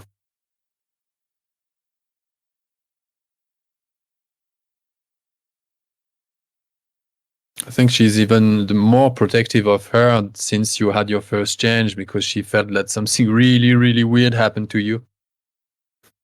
And it makes the connection to your daughter even more precious, and the fact that she's your touchstone even more efficient, kind of like,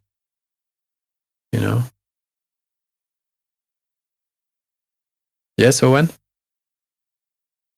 Oh,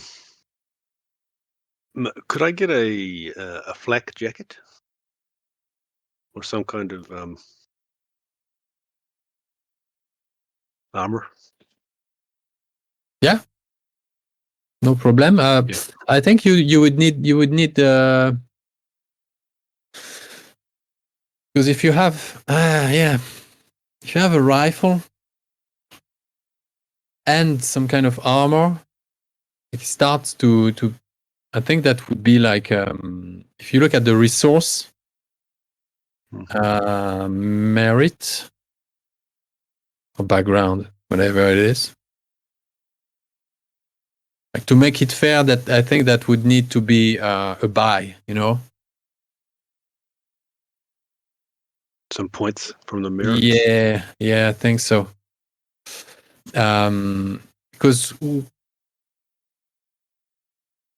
would that be like just to imagine that those, but even to get like 1 point in resource could be like translated in that your grandfather is taking care of you financially and sends you a bit of money, or something. It doesn't necessarily have to be a new flak, just some old black jacket maybe, or something. There is other forms of armor, lesser armor, like leather, like leathers gives you a that might be enough. Cool. So you received your hunting rifle and this jacket from your granddad, yeah? Yeah, we happy with flak jacket? Call it whatever you want. Okay, cool. Well, that one does have an armor value of 4, I think. It's listed? Yeah, it's listed, yeah. There's a very short little listing there somewhere under equipment. I like how brief the equipment list is, actually. Yeah. This is really not a game about gear and stuff like that. If you have a talisman, it can possibly follow you. We were talking about that on the Discord. Your talisman is so, it's kind of part of you. You know, you're bound to it. So it will change with you and back.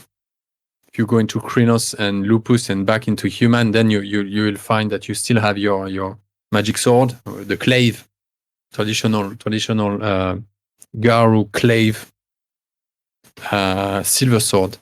But your armor in that case, you know that a Garu has a set. An individual Garu has a set of clothing, a garment that is dedicated to him and him alone, and for only as long as he keeps washing it in a running clear untainted water. And that means that this dedicated set of clothes transforms. You know, you go into Krynos, into Lupus, back to human, and you're back with your jacket. But it's the only set of clothes that you have dedicated, or maybe you can have a couple. You know, you can have a little garde-robe, but that would be exceptional. You know, if you don't have the rite yourself, because it's a rite, the rite of dedication, to actually dedicate, a set of clothing for that. You know, so usually Garu, they. It's these guys, you know, is these guys, they always dress the same. So yeah, the jacket would definitely be one of the dedicated, if you want to go in the Umbra with it, you know, if you want to shapeshift and go back. Yeah, that sounds like that would be awesome. And the one other thing I would quite like is I might just have some handcuffs. No problem. Okay, cool. Yeah. Oh, and I do have I suppose I have the old truck. Yeah, is that cool to have the old pickup? Yeah, definitely. We're just in this segment now, actually, finishing touches, which is actually just about that. About just that. Yeah, cool. So, Kat, yeah, but it's going to be pretty easy for you. Finishing touches is all about, you know, if you have friends, if where do you live? Where is your spot? Where do you sleep? So you probably sleep as a wolf somewhere in the forest, yeah. You know, I think that you'll figure out. You can improvise that one of those during one of those sessions. If it happens that we ask the question, where do you guys camp or sleep? You want, you know, you just do the old way, yeah. You don't need a room somewhere. You're not humanized as much, you know. That we know that Bartek and Emilia have rooms in the village. What about one final question, yeah, for Kat, for Kelly. So how does she look? What kind of you said blue hair in her hermit form, yeah? When she's a human looking, she has blue hair. In the forms of the Garu, I have typed in descriptions for every one of them now, I think. Under every human, the Glabro, Krynos, Hispo, Lupus, I think I have typed in description. I didn't know you can. It's awesome. I didn't see that you can edit that in here. What? How did you do that? Edit. Right. And then submit. I see. Yeah. Slender, athletic, platinum, silver, blonde hair with big snake curls. Yes. Color fading over to light platinum, silver, blonde, fading over to light blue. Gradually going darker and darker, ending in blue black. Oh my god! Eyes, blue eyes. Yes, she looks like an. Yeah, she's So she's like that's the one that's the theme that's keeping. So in Glabro, her hair will be the same, but the body hair will have that platinum silver blonde color. So very light and thin. So hair still the same. The lupus is a slender, blue-eyed, both her and Ladon. Blue eyes wolf.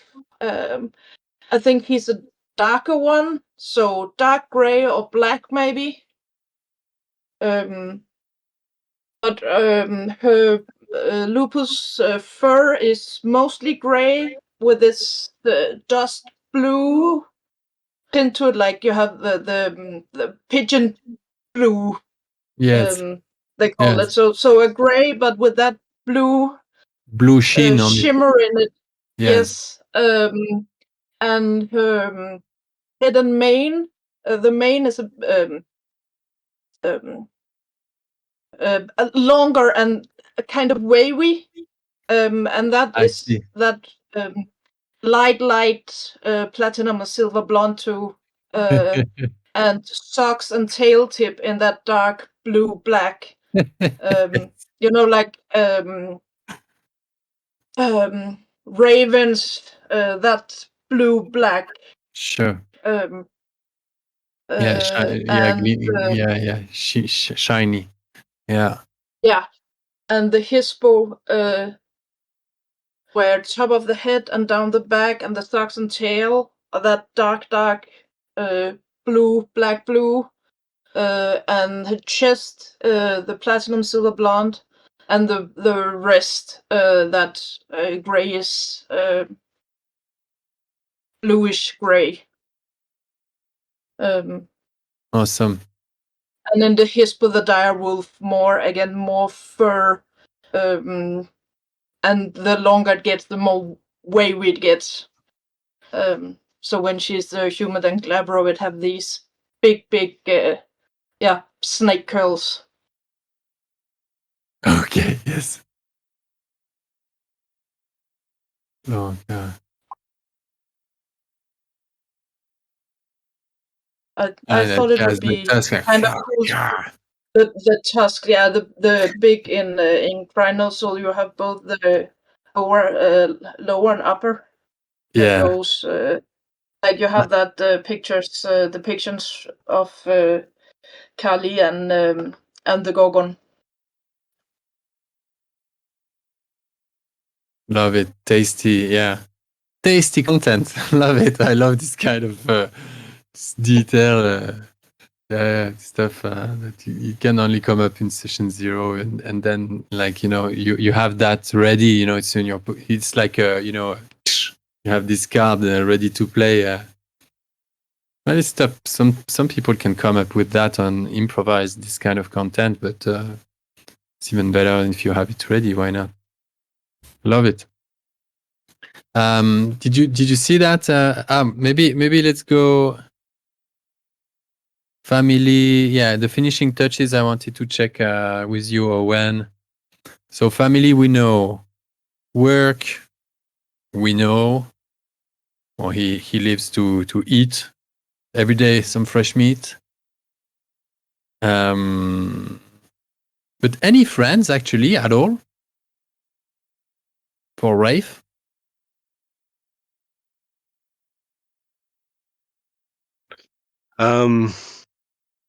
Not really. Just my Garu are my new friends out here in the forest. Yeah, other than that, he's not really too interested in humanity, apart from just a few interactions selling his sustainably hunted meat and so on.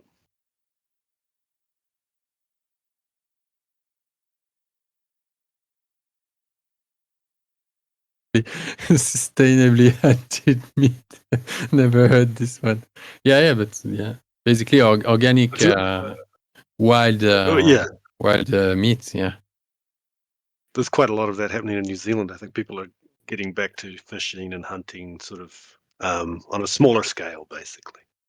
Yes. You know, and using all the meat. Like I would very carefully use the skins and, you know, Sure. really try and respect the whole process. Yeah.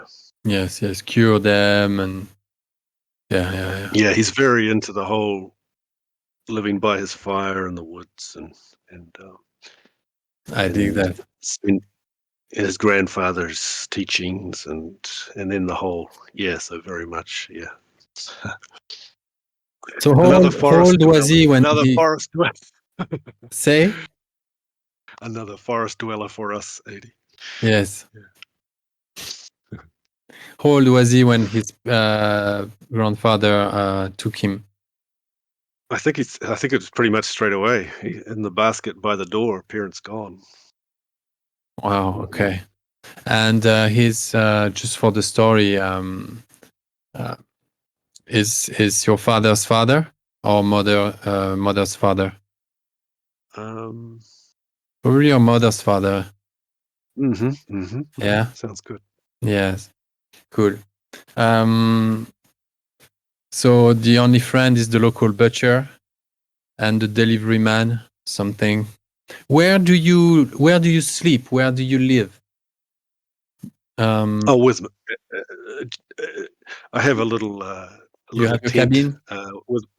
I have a nice little hunting tent in my pickup, but or when I travel into the forest. But generally, I live with my grandfather in his hut. So he has another hut close to the edge of the forest. Yeah. Okay. So he lives in the area. He lives near Bialowierza village. Yeah. Exactly. Yeah. Just maybe a kilometer into the forest. His grandfather has a hut on just a path to that hut, and the lek comes from his hut to visit my grandfather sometimes. Cool. Lech. So just lek. I'll work on that. You can call him Lech or Little Wolf. Yeah, Little Wolf. Cool. So otherwise, so in the tent or at your grandfather's house. Cool. Yes, Kat? Yeah. Oh, sorry. Yeah. I came up with another touchstone. Right. A village boy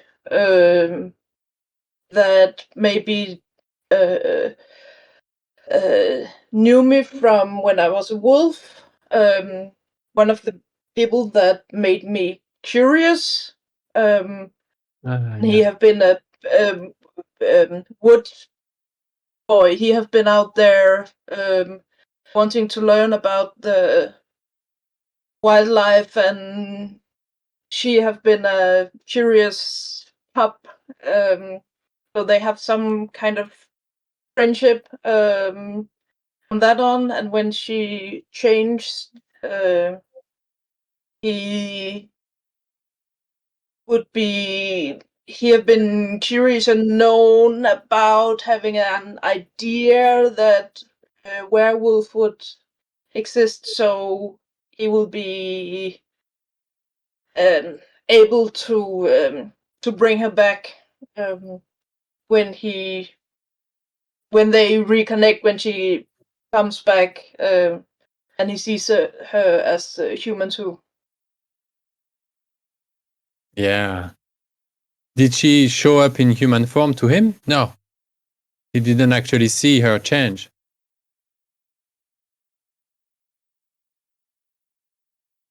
maybe he would have at some point, or maybe he saw her first change from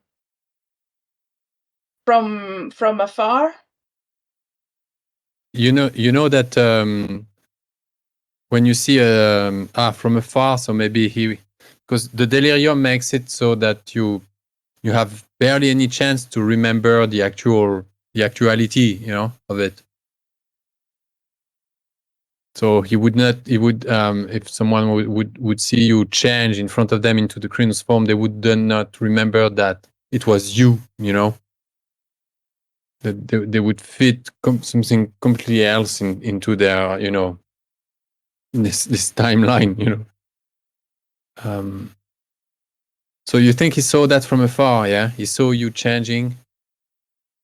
But did he? So he's kind of like aware of something supernatural going on. If he's a young boy, and in the village, they talk, and again, hunters coming out because something is going on. So he's a young mind, curious to what could be out in the world, more than we can see.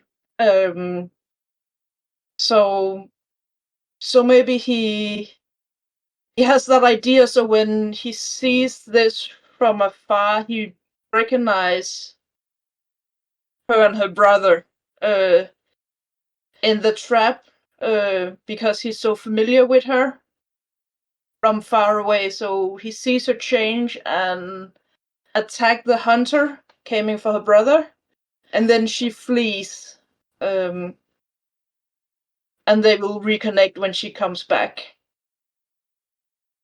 Nice. It's good because you have your two connections, because you want to be a mediator, and you have those two touchstones that sort of like embody that role. I love it. Yeah. It makes the kind of the character complete now suddenly. And if he's in the village, and the both Bartek and Emilia have rooms in the city too. If it's near the forest, or in the village, if that's near the forest, I think maybe Kali and Laden will, since they have no wolf pack, I think they will stay close to her new pack, and sleep either under one of the other houses, or in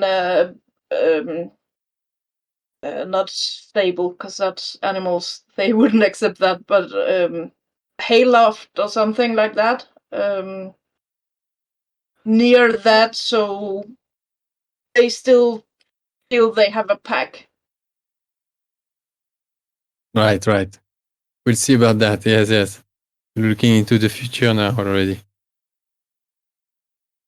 But you asked where they slept, so I think Kali and Laden will sleep close to Bartek and Emilia, probably. Cool. Under their porch or something, curled up together, her and Laden. Nice. Did you pick the Anon? You don't look like a Clement wolf at all. You look like a proper wolf. All right. The look, Owen. How does he look like? So I'm going with the classic sort of drifter, hunter, the cap, the cap and the sunglasses in the daytime. The old pickup truck, kind of dirty looking. He's, apart from washing. I'll be right back. I'll leave for a couple of minutes. Yeah. So just the classic sort of drifter-looking guy, drifter hunter. Drab green clothing, boots. Mm-hmm. The flak jacket, I think, is quite, it's an old item. So the whole look is kind of rough looking. Sure. Outdoor guy. Yeah, and so the thing with the dedicated clothing is that you need to wash them by hand in running clear running water. So you need to be somewhere in nature, and as you can wash them as many times as you want. You can keep them as long as they just hold together. So they surely get worn down, but at some point you just dedicate it to that. You're saving money for your next set of for your next jacket that you worn for the last 5 years. Well, okay, hunting gear is pretty sturdy stuff. Huh? Yeah. Right. Love it. Yeah. Cool. I got a little helper here. There's a little wolf in the background. Little pup. He's home for the weekend. Cool. Welcome to the pack. My father's actually arrived here at the house, and I was expecting we wouldn't take quite this long. But okay, is that all right if he's pretty much done, right? Or is there anything in particular? I had 2 more segments to go through, but those are those are optional. So we can end up now if you want to. Yeah, what were those, 80? If you just tell me, and then I can maybe have a quick think, and I'll. I wanted to ask you how your character sees and anticipate the Harano and hauglosk states. How do you judge people who are subject to that state of mind? What do you think it is? Is this a state of mind? Is it malady? Is it a mental illness? Is this a curse? Is this something magical? Is this something associated what's your idea of Harano and hauglosk? And then the final segment. Okay. Yeah. No, sorry. Carry on. The final segment is, what is your motivation as a Garu? What do you want to accomplish as a Garu? Okay. Yeah, I think I can answer those. The Harano and hauglosk is that's for spirit people, for Garu and stuff, right? It's not a human thing. So it's how I see that. It's Garu, very much Garu. It's the core of Garu nature, struggling between rage and despair. Yeah, Harano. Yeah, hopelessness. Yeah, the feeling of hopelessness and the feeling of extreme righteousness for hauglosk. Yeah, right. So the righteous versus the hopeless. Yeah, I think I'm just understanding about it. I'm quiet. I'm looking at those characteristics in other Garu and learning about it. The old Lech, he knows more than I do. I'm coming to terms with that. So I'm just learning about that. Cool. Sure. So and then the other part was the motivation. Sorry, what's your motivation? What's your goal as a Garu? What do you want to achieve? Well, I want to hunt effectively in the human world. I want to become elite as far as hunting down enemies in the human world, but I also want to, in the Umbra, the spirit world. That's kind of my ultimate goal, to be able to hunt in there as well. Cool. Yeah. So hunting. Nice concept, Owen. It's gonna be a blast. Awesome. Yeah. And what a mix with the others, like I don't know if you watched the recordings of what they came up with, but I did. I was a little bit distracted sometimes because I was sort of doing some work at the same time. But I did. I kind of listened to the whole, all the themes running through it and lots of ideas. And yeah, so it's a good. I think we're going to have a great time. Yeah, very eclectic group. Well, look, Really explore the different different understandings of this new game. It's a new game for me, so for everyone, for each and every one of us. Yeah, it's a whole. So it's our game. In fact, we're not discovering a game. We're making a game. Exactly. Yeah.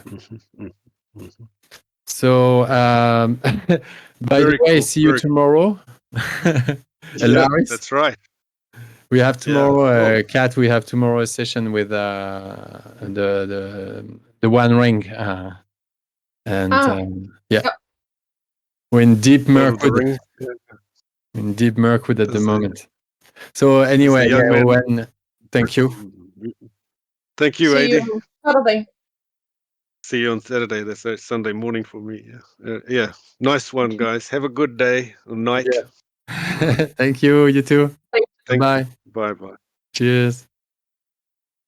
All right, Kat. Do you want to go through those two final segments, or do you know them and do you want to think about it on your own? I would like to go through them. Okay. So yeah, did you have a read about what Harano and hauglosk are or represent? No. I think it's like two ailments, two mental states that bring the Garu to their limits. Like they're fighting such a cosmic sort of fight. They're fighting for the spirit of the earth that is in big trouble.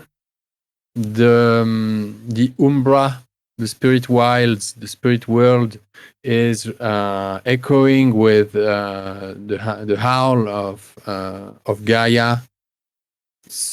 In pain constantly. The Garu are attuned to something in every Garu and make them attuned to the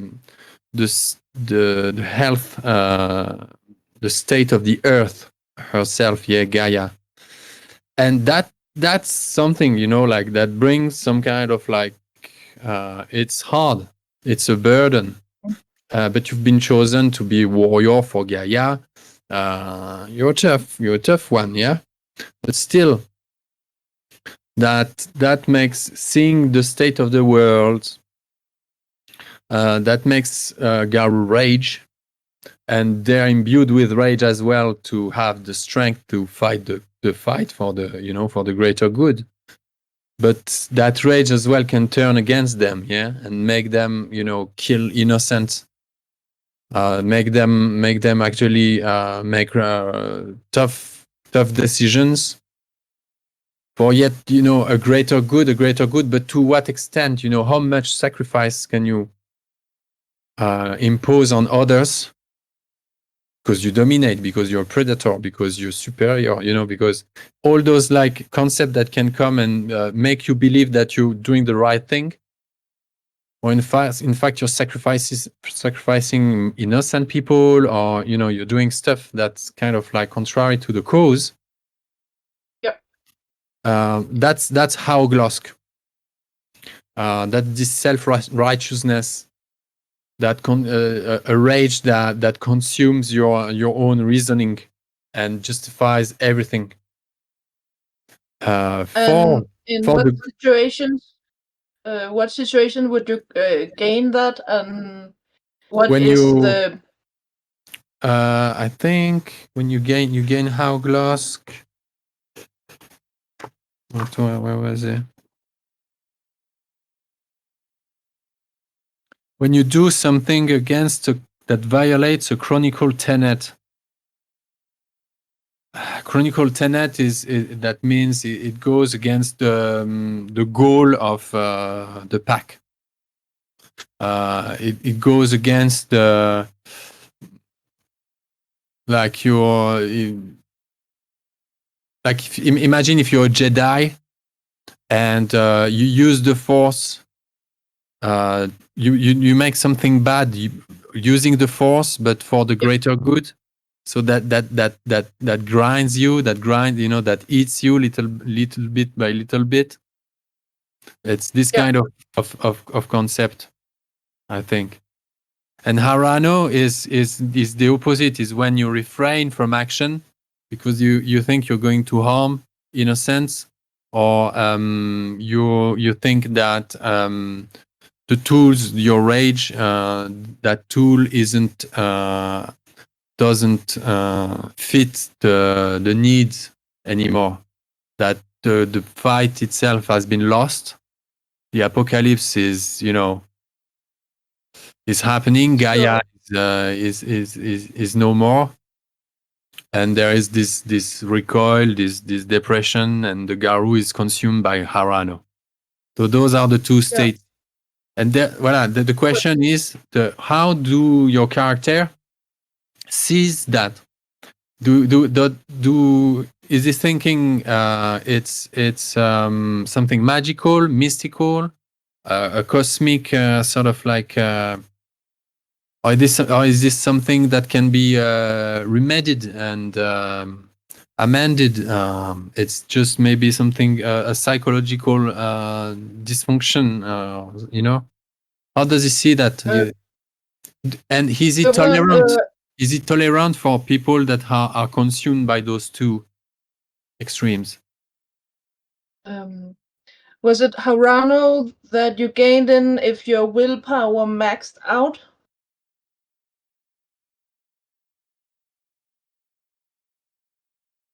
No, if you want to recover all your willpower, it's hauglosk. If you want to recover all your rage, it's gain a point of Harano. Mechanically, that's how it works as well. Yeah. If you lose a touchstone, you gain a point of Harano. If you go against your creed, it's a point of hauglosk. If you want to heal all your willpower, it's a point of hauglosk. And you want to gain 5 points of rage, it's a point of Harano. Okay. I imagine she's quite tolerant. She's trying.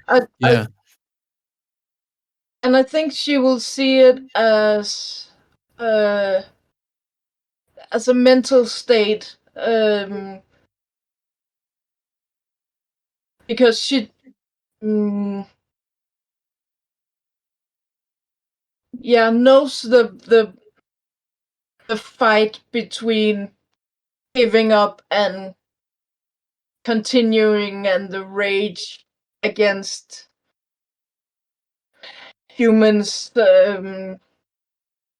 So she will know the struggle and be the one to accept that is a part of both human and werewolf, in some way or another, and that it is possible to bring someone back. Okay. With again the communication, the voice of acceptation, sharing. Yes. Some Garu. Yes, listening. Mm-hmm. Some Garu believes that Harano and hauglosk are spirits themselves. Like you have a spirit for almost any thought or emotion or symbolic or whatever, message, archetype, and including Harano and hauglosk, according to some. That to be consumed by Harano or hauglosk is actually to be possessed by something huge. But who knows? Cool. And yeah, I like your take on it. Very much feels the kind of like social healer sort of like type. What is then final question? What is her goal as a warrior of Gaia? How will she when will she know that she has accomplished her mission? What is her goal as a Garu? When people and werewolf accept each other as both being a part of the world. So when the natural and the supernatural look at each other in the eyes, yeah? And again, that's the triangle, because we need the natural world, the animals, the forest, because one of the things that's hurting Gaia is this fight between humans and nature.